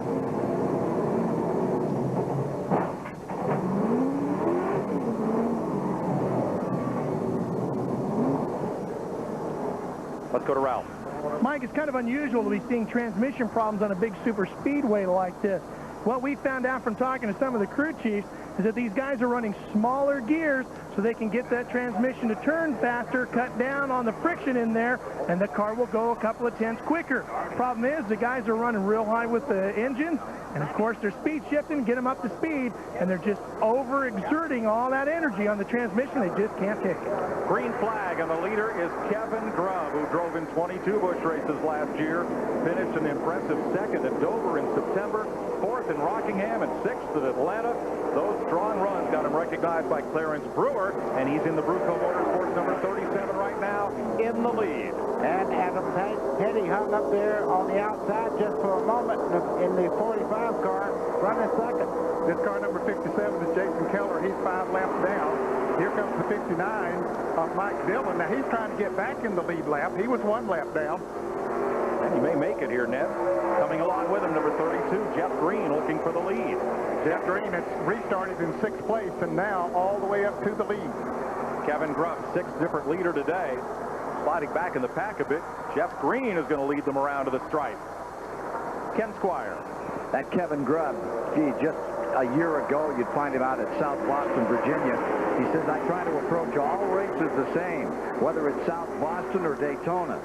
But it's hard not to be in awe when you're here at Daytona. Every driver's dream is to race at Daytona. Not only is the dream fulfilled, but he's been, as Mike said, the 6th leader in this race. 37 laps to go. Down to the inside, number 1, LaJoie makes a move, and he's got help on the right side of your screen. Coming with him was the Jeff Burton car, number 9. Post LaJoie up to 7th in that train. There are a couple of lap cars. So Randy LaJoie, who led this race earlier, trying to work his way back to the front. Jeff Green hauls them along. Kevin LePage, the Vermonter, right with him in 2nd place. And Chuck Bound, the 1990 champion of this series, for this season has reunited with Hubert and Jeff Hensley racing. Chuck had some problems with his car early in the race, and he was back down in 35th, 36th place, but now, after some pit stops, some good strategy, has him right up there among the leaders. Cars in green like Jeff Burton have gained a position this last lap. Cars in red like Jason Jarrett have given one back. Jeff Green's car looked extremely good down on the bottom part of that racetrack. Kevin LePage in the 99 just behind him there as they come off turn 4 and head down towards the dogleg. Dale Earnhardt Jr., after those repairs, continues in 23rd spot. The car will draft along, but with those aerodynamics, won't be able to lead. On the bottom, Randy LaJoie keeps charging that white machine toward the front, slips up in the groove, picks up another spot.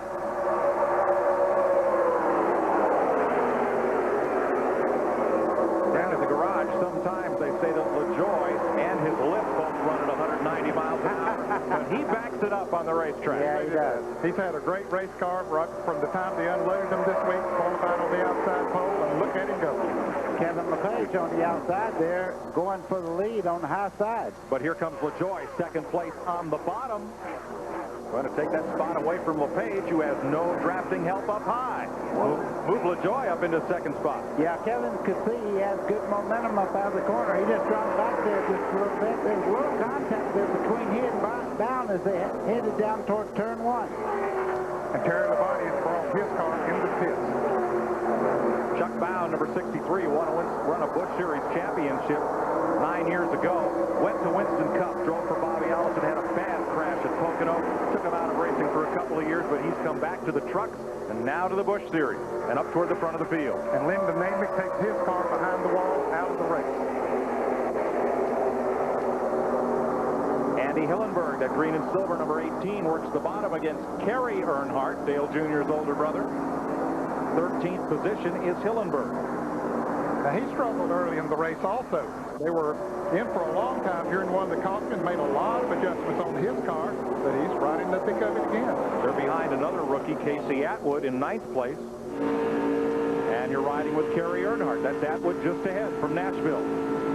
Who'd you say Casey Atwood reminded you of? He reminds me of a young Fireball Roberts. The way he handles himself, you can see he has great skills, and he adapts to racetracks. I don't care if they're a quarter mile, half mile, mile track, 2.5 miles. He's proven he can drive anywhere.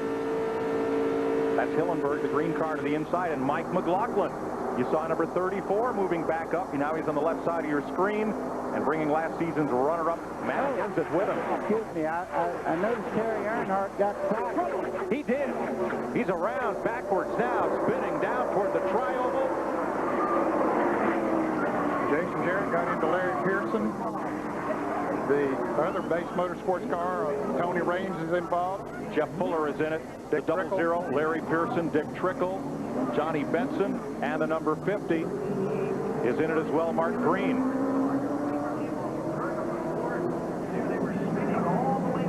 I saw that happening. He got loose on the high side. I saw that coming about. That's Larry Pearson there. You can see him moving around inside the car. That's always a good sign.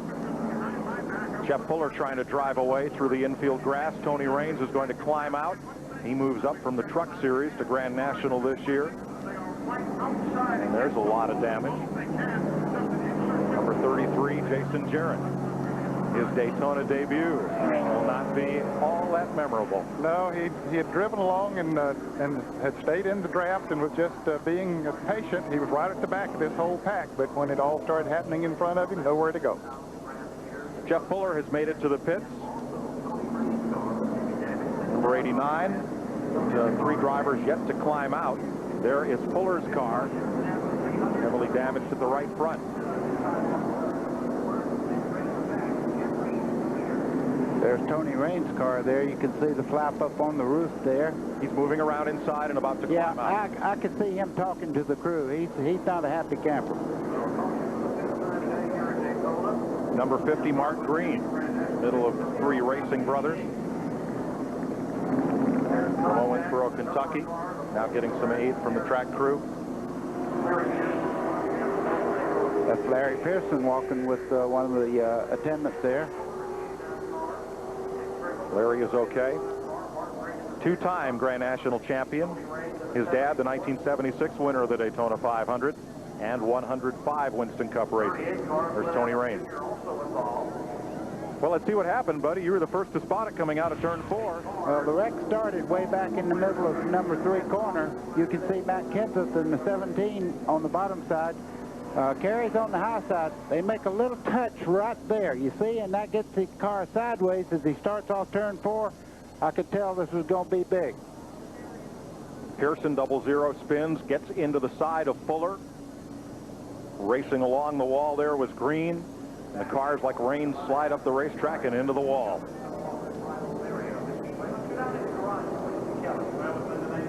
Let's ride with Kerry Earnhardt. They're right there. They make contact.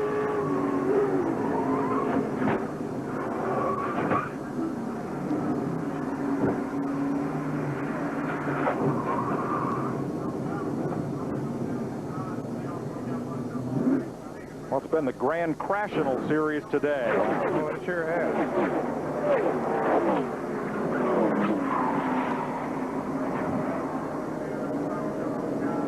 And another look from the infield side of the Speedway. And when he came off of the wall, back down in front of a lot of other cars, they started hitting each other.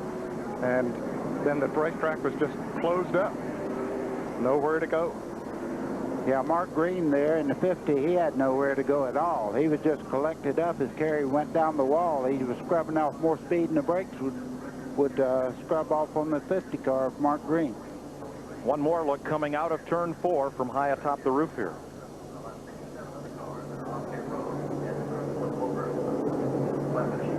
The racetrack completely closed up, and even the end of pit road.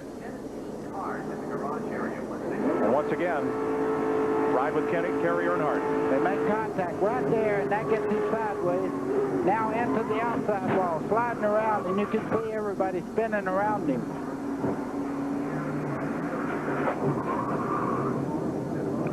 Of the cars involved, so far, only Johnny Benson is shown out of the race. Let's go to Dick Berggren. And Tony Reyes is here, and Larry Pearson as well, both involved. Tony, what happened? Well, I seen about 6 cars up there. A blue car got sideways, and I lifted a little early and tried to slow down. Cars were spinning smoke, and I tried to pick a hole, and somebody got in the side of me, and I seen the wall come and hit it pretty good, but not the finish we wanted today. But we'll gather up and go to Rockingham. And this was his first ever restrictor plate race. Larry Pearson, on the other hand, has lots of experience at this, but no fun doing a ride like that. No, it wasn't. As a matter of fact, to be honest with you, every crash that's happened this week has been by veteran drivers. The rookie guys hadn't caused anything. Why? Why is this happening? I don't know. This new group of young kids that we've got coming into the sport now seems to be thinking everybody should move over for him. The 17 car, he ran the 40 car up into the wall just trying to get in line, and the 40 had tapped him just a little bit to let him know that he was out there, but the 17 just kept coming on up, and you know, they wasn't any chance in that. I mean, I know how the guy is now, so I'll be watching for him. That's Larry Pearson, a past champion of this series. Thanks, Dick. Let's add Jeff Finley and Dick Trickle to the cars involved. 8 cars in all involved in this crash at lap 88. We'll be back to the NAPA Auto Parts 300 at Daytona after this.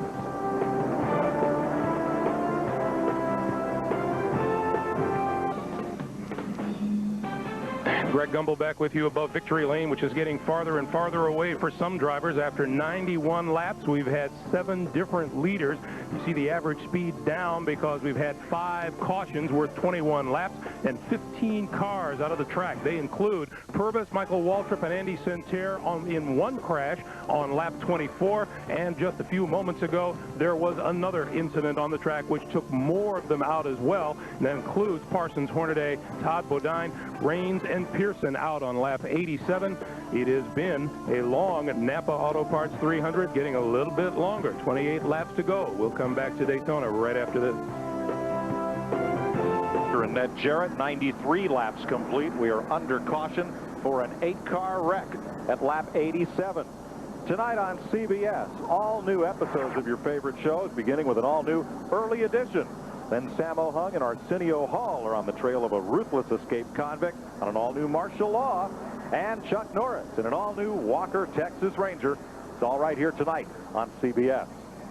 Coming up next, we'll show you how the field is set for tomorrow's Daytona 500. It's the Gatorade 125s, 125-mile qualifying races to set the field for the Great American Race, the Daytona 500, which you'll see here live Sunday on CBS. Now, also coming up later this afternoon, coverage of the Buick Invitational, beginning at about 4 p.m. Eastern Time.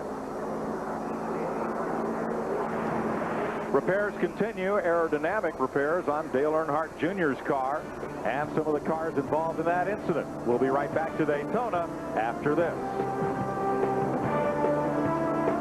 We're here to NASCAR. Join Kevin LePage, Chuck Bound, and Kevin Grove.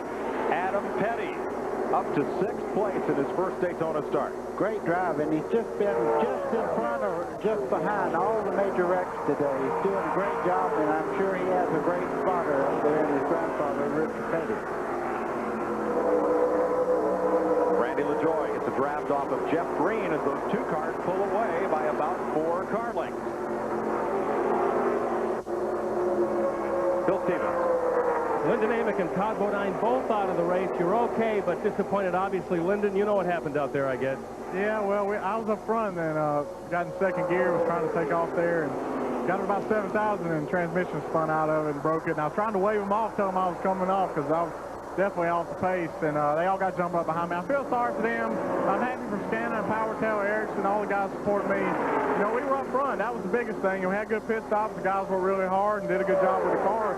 Just something broke, mechanical stuff. But that stuff's going to happen. We'll be up front hopefully next week. Todd, you're pretty helpless. Yeah, that's the wrong spot at the wrong time, that's for sure. Now, this Phillips 66 car was running good. You know, we lost our primary car in practice yesterday, cut down the right rear, and Dennis Shoemaker was kind enough to let us use his race car, and the thing was running great. Guys busted their humps all morning to get it together and get it on the line, and the Phillips 66 Chevrolet was up front, and it's a shame. We had a shot to win a race. Back upstairs. 12 cars in the lead draft on the left of your screen. That's Adam Petty, number 45, getting jostled around. Boy, oh boy, Andy Hillenberg there, very close to spinning out. He got touched in the back, but good car control, got back straight. Adam Petty, a number 45. His grandfather was going to come up and join us here in the booth for a bit. His grandfather just said, I don't think so. I'm too nervous. Won the Daytona 500 7-time, won 200 races. I need to be by myself. I'm too nervous watching my grandson. Well, he is doing a great job. He's hanging on to that lead draft. He's moved up to 5th spot this lap. The last Petty to win in his first Daytona appearance was Kyle, who won the ARCA 200 here about 20 years ago. That's him right there, and he's on his way to the front.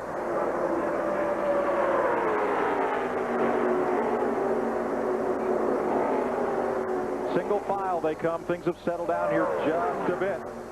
And now it's Petty who climbs the hill in turn 1. Yeah, he's trying to make a pass on the outside, and looks like he's going to make it. Anybody ever watched Richard Petty run this racetrack realizes he runs a very high line. And he moved up there, and he didn't lose any ground by doing it.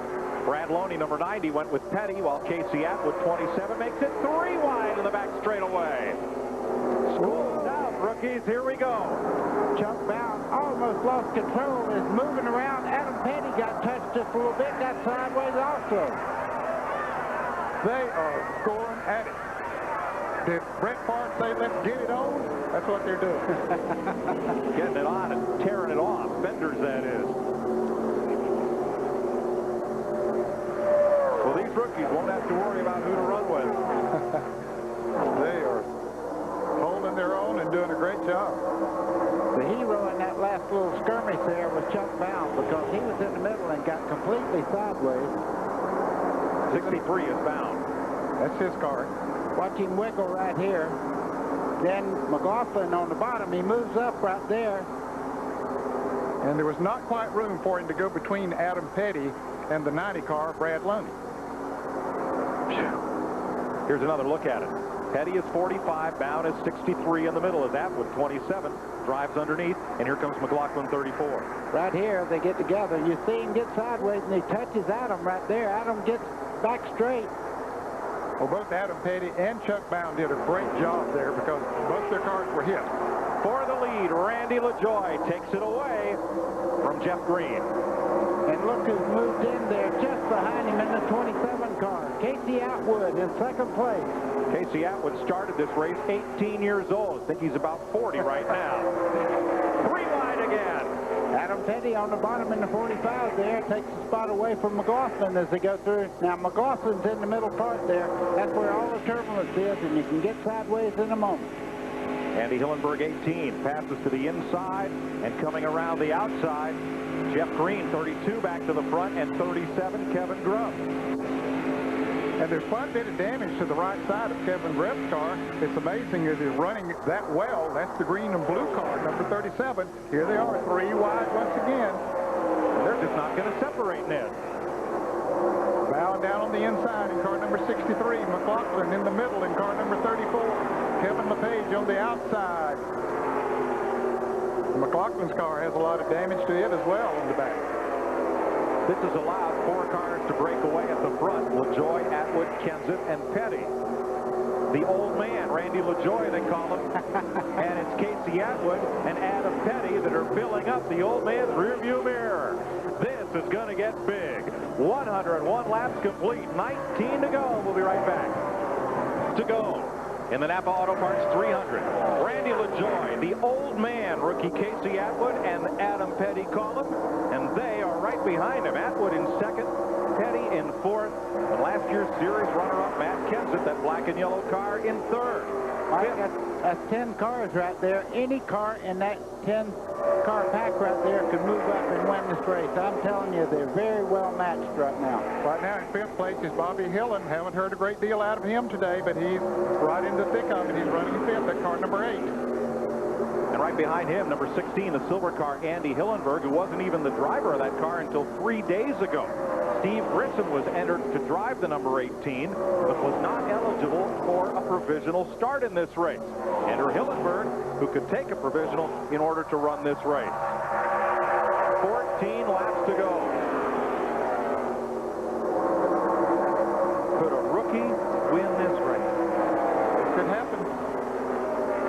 Atwood 27, Petty 45, running in their first NAPA 300 at Daytona. As is 10th place Kevin Grubb. You see that group right there, first and third right now, have a lot of experience on this type of racetrack. The second, third, fourth, those guys, hey, they're doing something. They're in uncharted waters right now as far as what to do when it gets 10 laps to go. Adam Petty's great-grandfather Lee won the first Daytona 500. Adam's grandfather, King Richard, won it 7 times. Growing up, Adam watched his father Kyle race here many times. Adam, how is it different walking into this track as a driver this week, not a fan? I think the other morning, you know, coming in here was probably the most special day of my life. You know, I've come in here, you know, 16 years or 15 years. I can remember coming to Daytona every year. As my dad would say, a punk little kid, but I was my dad's biggest fan coming in here. But, you know, this year I came in as a race car driver. You know, I got my own trailer, you know, I got my own crew, and it's a little bit different now, and you feel grown up, but you still remember the days that, like, you come and watch your dad run, you come and watch your grandfather run, and it's just special to start the whole season off. They don't put any pressure on us at all making us start our biggest race of the year here at Daytona. Not much. Matt Kenseth has been kicked out of that lead draft. Absolutely. Adam Petty made a move to the inside there. Kenseth was kicked up to the high side, and he's out of that front group right now. And coming back, Mike McLaughlin in the 6th position. McLaughlin looking for his first good finish here at Daytona. He's had a lot of good starts in this race. Those front 4 cars trying to pull away to settle it among themselves. Yeah, they'd be well advised right now to stay in that long train until it comes closer to the finish. You see these guys, though, Jeff Green in 4th place right there, looking over Adam Petty every way he can. Randy LaJoie, 37 years old, pulling this pack around Daytona. Twice the age of the man behind him, and the man is behind him. 18-year-olds Casey Atwood and Adam Petty. Bill Stevens? Mike, all day long, Adam Petty's crew chief, Lance Cedars, has been telling him to be patient, be patient. I just asked Lance, are you still telling him to be patient? He's saying, yeah, but it was a little easier earlier in the race than it is now. And by the way, spotting for Adam Petty, a name you know and trust, Dale Inman. Richard Petty's cousin, Dale Inman, helped him to many Daytona victories here. Who is retiring this year? We'll miss Dale around the NASCAR Winston Cup garage. He's been one of the greats over the years, but he deserves it. Retire, take a little time off. Take a deep breath. 10 laps to go. Casey Atwood in 2nd place. How good is he? He showed up in Daytona during the winter test. Bill Elliott put him in his car to test some. Randy LaJoie. They call him the old man. He kind of wears that mantle well, kind of like an old sweater. It's comfortable and it fits. But if you think he's going to let one of these young kids by without a fight, forget it. If that was Mark Martin or Joe Nemechek on his back bumper, they wouldn't get by without a fight, let alone the rookie drivers. Jeff Green has climbed back up to 4th place. And Jeff Green began Busch racing in 1990. This was his 117th career start. He won at Las Vegas in '97, finished 7th here in 1995. he is still a factor. They're going back Terry Earnhardt. His car is not up to speed after getting involved in that accident, but he still is running in 20th place. He just went 4 laps down. Dale Earnhardt Jr., in case you weren't wondering about him, he's in 16th place. He's still on the lead lap, but his car is not competitive now. Dick Berggren? Well, we're talking about kids versus veterans. Mark Reno is a veteran crew chief, and he's watching his driver, Randy LaJoie, lead this thing. Mark, can you keep those kids back there? Well, you know, I'm sort of hoping them kids think second and third isn't bad. You know, I'm hoping they stay there. They're plenty fast, and if they hold up them other guys, we might come out of this thing on top. Not a chance. They're going to think second or third is very good. And by the way, there's been no conversation for many laps between the driver in the first spot, the driver in the second spot. They are parked side by side here on pit road, but there is no deal between first and second place of any kind. Randy LaJoie, two-time series champion, has raced a number of Winston Cup races over the past few years, but he prefers to stay on the junior circuit. People don't understand what the demands are on you when you run Winston Cup. The way I look at it, the Busch Series is a 5-day-a-week job, and Winston Cup's a 7-day-a-week job. And this point in my career, with 2 young boys and a lovely wife and a lot of friends and family, it's not about Randy LaJoie race car driver no more. It's about Randy LaJoie dad, husband, and friend. And I could be a better across the board 5 days a week running Busch Cup. Randy LaJoie started banging wheels at the Danbury Race Arena in Connecticut, where his dad was a multi-time champion. Moved on to Waterford Speedbowl, Stafford, Thompson, the Modified, and the Busch Grand National. And he's trying to win this race for the second time in 3 years, trying to deny those 18-year-old kids right behind him. Now, here's the second pack. You see the interval. They may have a tough time running down the leaders with just 7 laps to go. Mike, you're exactly right. As long as that front group does not make it double wide, racing each other, that bunch back there cannot catch them. But when it's going to pick up here, nobody's going to sit back here. I see Casey Atwood looking to the outside, to the inside, trying to find the weakness on LaJoie. 6 laps to go, Ned. What do you tell an 18-year-old who's in a position to win at Daytona? Hey, I think you got to turn him loose. You know, certainly finishing second, third, or fourth here in their first big race here at Daytona would be wonderful. It'd be good for their career, good for their confidence and everything else. But when you get that close to victory, man, you got to go for it. Dick Berggren. Long Paces in Casey Atwood's pit right now. They've got a possible broken right front shock. They're not sure they've got a broken right front shock, but they are concerned about it, Mike. There is Atwood in second place with 6 laps to go. Now, buddy, if that right front shock absorber is broken, what'll that do to what Casey feels behind the wheel? Well, it's happened to other race cars on racetracks, but what it'll do is let the right front spring bounce up and down, and he'll lose traction with that right front corner. But I'll tell you what, if he's got a broken right front shock, the rest of them better worry about him if he ever gets that thing fixed and comes back here to racing ever again. I don't think this is going to be a 4-car shootout. That second pack is closing in fast on the leader. Ralph Shaheen. Mike, we spoke to Lance Dieter's crew chief for Adam Petty. They were hoping to go with Casey Atwood. Now, they have also been down and talked to Harold Hawley as well with Jeff Green's car. There's a possibility now maybe they'll rework that deal and go with Green instead of the Atwood machine. That could be trouble, Ralph, because as you'll see later today on CBS in the 125-mile qualifier, to beat the leader, the second-place car has to be part of that run. We'll see. And that second pack has caught up now. Kansas right on the back bumper of Green in the 32 car. Kansas had dropped back about 500 yards, but now he's right there with them. And the move is to the inside. Back to single file. Atwood climbing the hill in second place. Adam Petty's checking him over there. Moved into third place there. He's checking the bottom side. Now he moves way up high there. Almost into the wall off the corner. And that cost him dearly. The car just pushed up with him when he came off the corner. Yes, we hear this term all the time. Arrow push. That's what happened to him. Front end just lost traction right out to the outside wall. He may have brushed the wall. Adam Petty is losing touch with that lead pack. So now, 7 cars come to the line. 3 laps to go. I was just told that the right rear side of Adam Petty's car shows a little bit of damage right in front of the right rear wheel.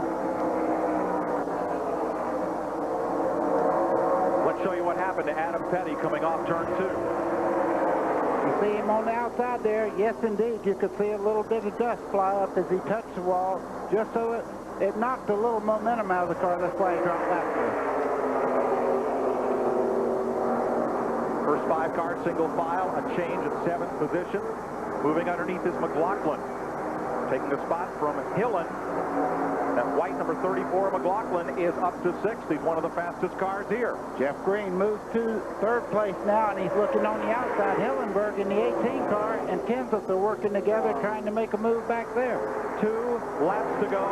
Don LaJoie, many times a champion at the Danbury Race Arena. And he works hard on pit road, cheering his son along. And well, he should. His son is a great race driver. And here they come, hooking up back there, trying to make a move. On the inside, number 32, Jeff Green. Now, as they get side by side, can the leader, LaJoie, get away? Hey, that's the best thing could happen to him. Jeff Green got sideways there underneath the 27 car. Casey Atwood almost lost control. And a big... Oh, trouble, trouble. Oh, and one car upside down. Casey Atwood. And sliding through the grass, Kenseth. White and around. White and yellow flag. Atwood's car is destroyed. And did the leader get the caution flag? If he did, they will slow to the checkered flag. If not, they have to come around. Mike McLaughlin's car, left front torn up.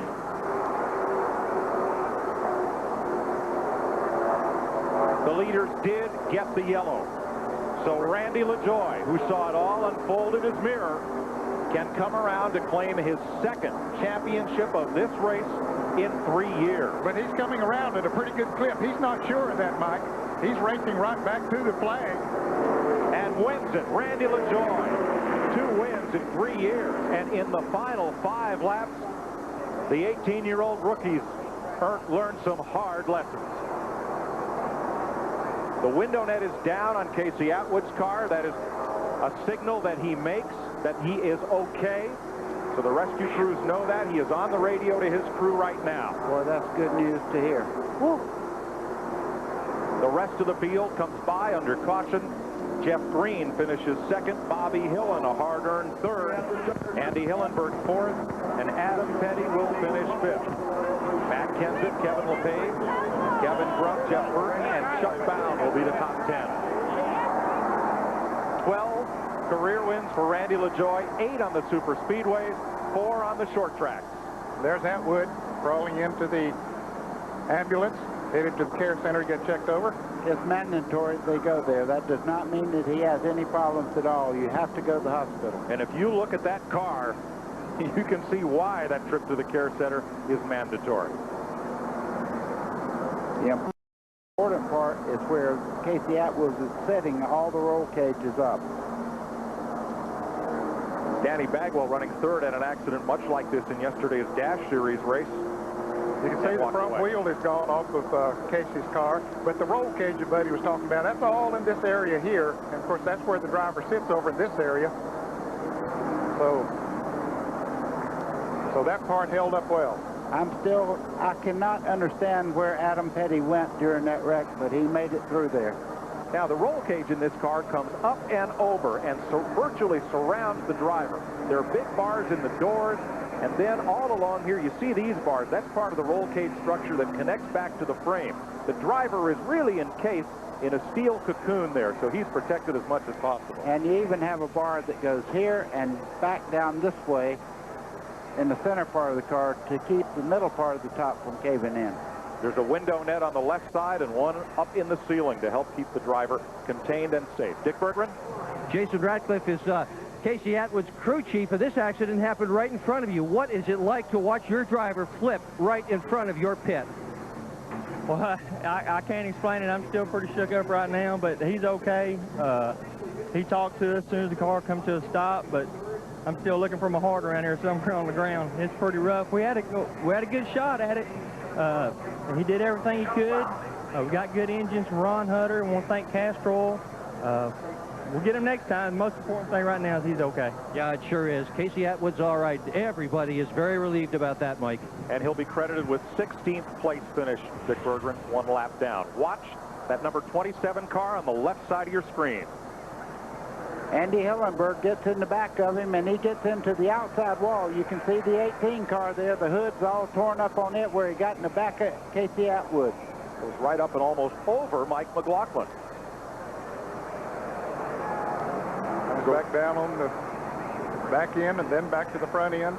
There goes the radiator and the spring. Now, the good part is that probably looks really bad to the racing fan, but it's sliding on the roof. That's where all the roll cage is. It does not start turning over until it scrubs off a tremendous amount of speed. Now, watch him when he hits the grass here. It'll turn over several times there, but the speed is down where it's not like 190 miles an hour crash.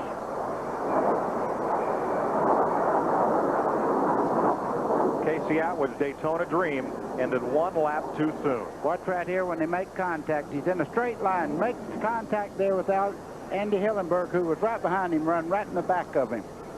And you see McLaughlin lose control there after he bounced off of Hillenberg as Atwood flew up and over him. Here's a look from behind. Didn't take much, but right into the back and turned him right into the wall.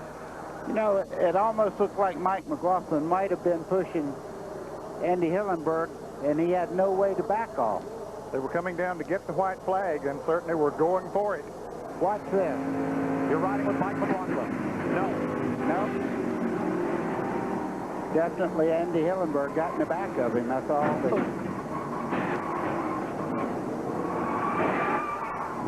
Oh, we've heard that too much today. Wow.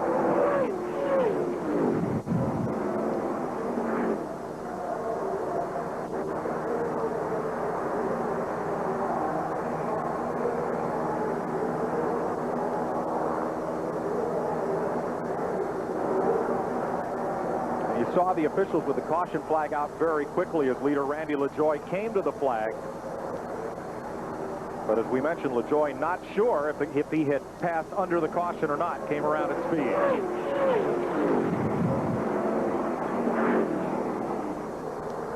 See him coming in a straight line there. They make contact. You'll see 27 just turn right from the contact from behind. When that car gets sideways to the wind, a little bit of uncontrollable lift there.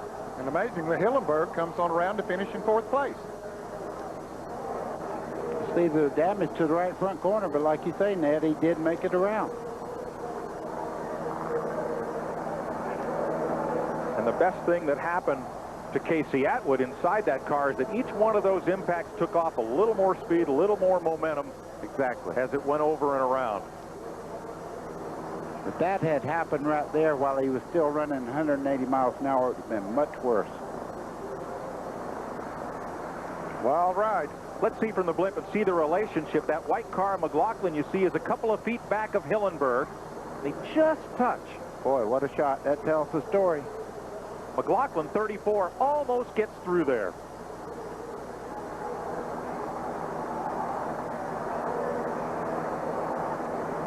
A wild ride for 18-year-old Casey Atwood, a brush with the wall for 18-year-old Adam Petty, and the fellow they both call the old man proves once again at Daytona that old age and experience is a match for youth and enthusiasm. Ken Squire is in victory lane. With a man that's won it for the second time, ready to come out after a great win of this classic. Here's Randy LaJoie of Norwalk, Connecticut, out of car number 1. And the celebration is well underway.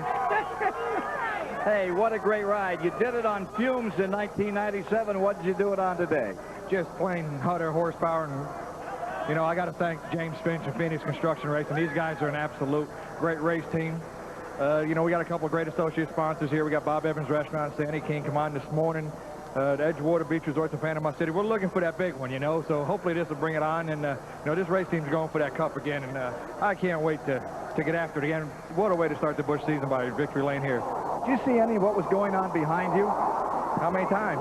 That's why I wanted to keep it behind me, you know. That's one good thing. This race car, we had trouble at one time. We had a left rear tire come loose on us, had to come into pits. And I thought our day was over, but thankfully they caught a caution and we got our lap back, and it really helped us out because it put us back in the lead. And, you know, I seen those young guys, you know, Adam Petty's been on my butt all year, saying that him and Casey Atwood's age doesn't add up to mine. And I seen those guys in the mirror. I thought, oh, this is not good. Then I looked in the mirror the last lap. I seen Atwood backwards, and I said, this is not good. So it did get us a win. Hopefully everybody's okay. The old Lion kept the young Cubs behind him today. Well, I tell you, there's a lot of people I got to thank. My sister's birthday, my parents, you know. Steve DeLuca helped me and my parents out a lot. Kool-Aid. And once again, James Finch in this race team. Mark Reno, Allen Engineering, everybody that helps us out, man. Thanks a lot. His wife Lisa, the kids are here, his mother's here, his dad, who was a great racer, is here, and that's the celebration in Victory Lane. Let's go to Ralph Shaheen. Well, we've got the whole Petty clan down here at the gas pumps. We got Mom Patty, we got Dad Kyle, we got Grandpa King Richard, and Adam right in the middle. And what a great run you had. Tell me about brushing the wall. What happened? Well, you know, we almost did. We didn't. We, you know, coming out of turn 2, the car just kept getting tighter and tighter as the race went on. And, you know, there coming out of 2, I was running behind Casey, and it just pushed up and I had to lift, and that pack got under me. But I'm glad I wasn't in it. That pack got a little wild there at the end of the race. Some patented Petty smiles going on down here. I think they like what they saw. The best part was Kyle down here with the camera, making sure he gets it all on film. Mike? Well, next time you see Adam, he may have a goatee, sunglasses, and a hat. He had a great run today. Randy LaJoie has won the NAPA Auto Parts 300. We'll be back to Daytona after this. They're still stunned here in the grandstand by the wild finish of this NAPA Auto Parts 300. Randy LaJoie, the self-professed old man, hangs on to win it. Jeff Green will be the race runner-up as a wild melee with 1 lap to go, involving half a dozen cars right here in the tri-oval as the battle for second and third went on. We'll have the Gatorade 125s run here Thursday. As we welcome you back to Daytona, Greg Gumbel back with you at Daytona International Speedway. Coming up, the Gatorade 125 qualifying races from Thursday. 59 drivers were here trying to make the starting field of 43 for the Daytona 500. For more, let's go back upstairs to Mike Joy, Ned Jarrett, and Buddy Baker. Thanks, Greg. There are 5 ways to get into the Daytona 500. Time trial on the front row, like Jeff Gordon and Tony Stewart did. Earn one of the first 14 finishing positions, not counting those drivers in these qualifying races, or fall back on your time trial.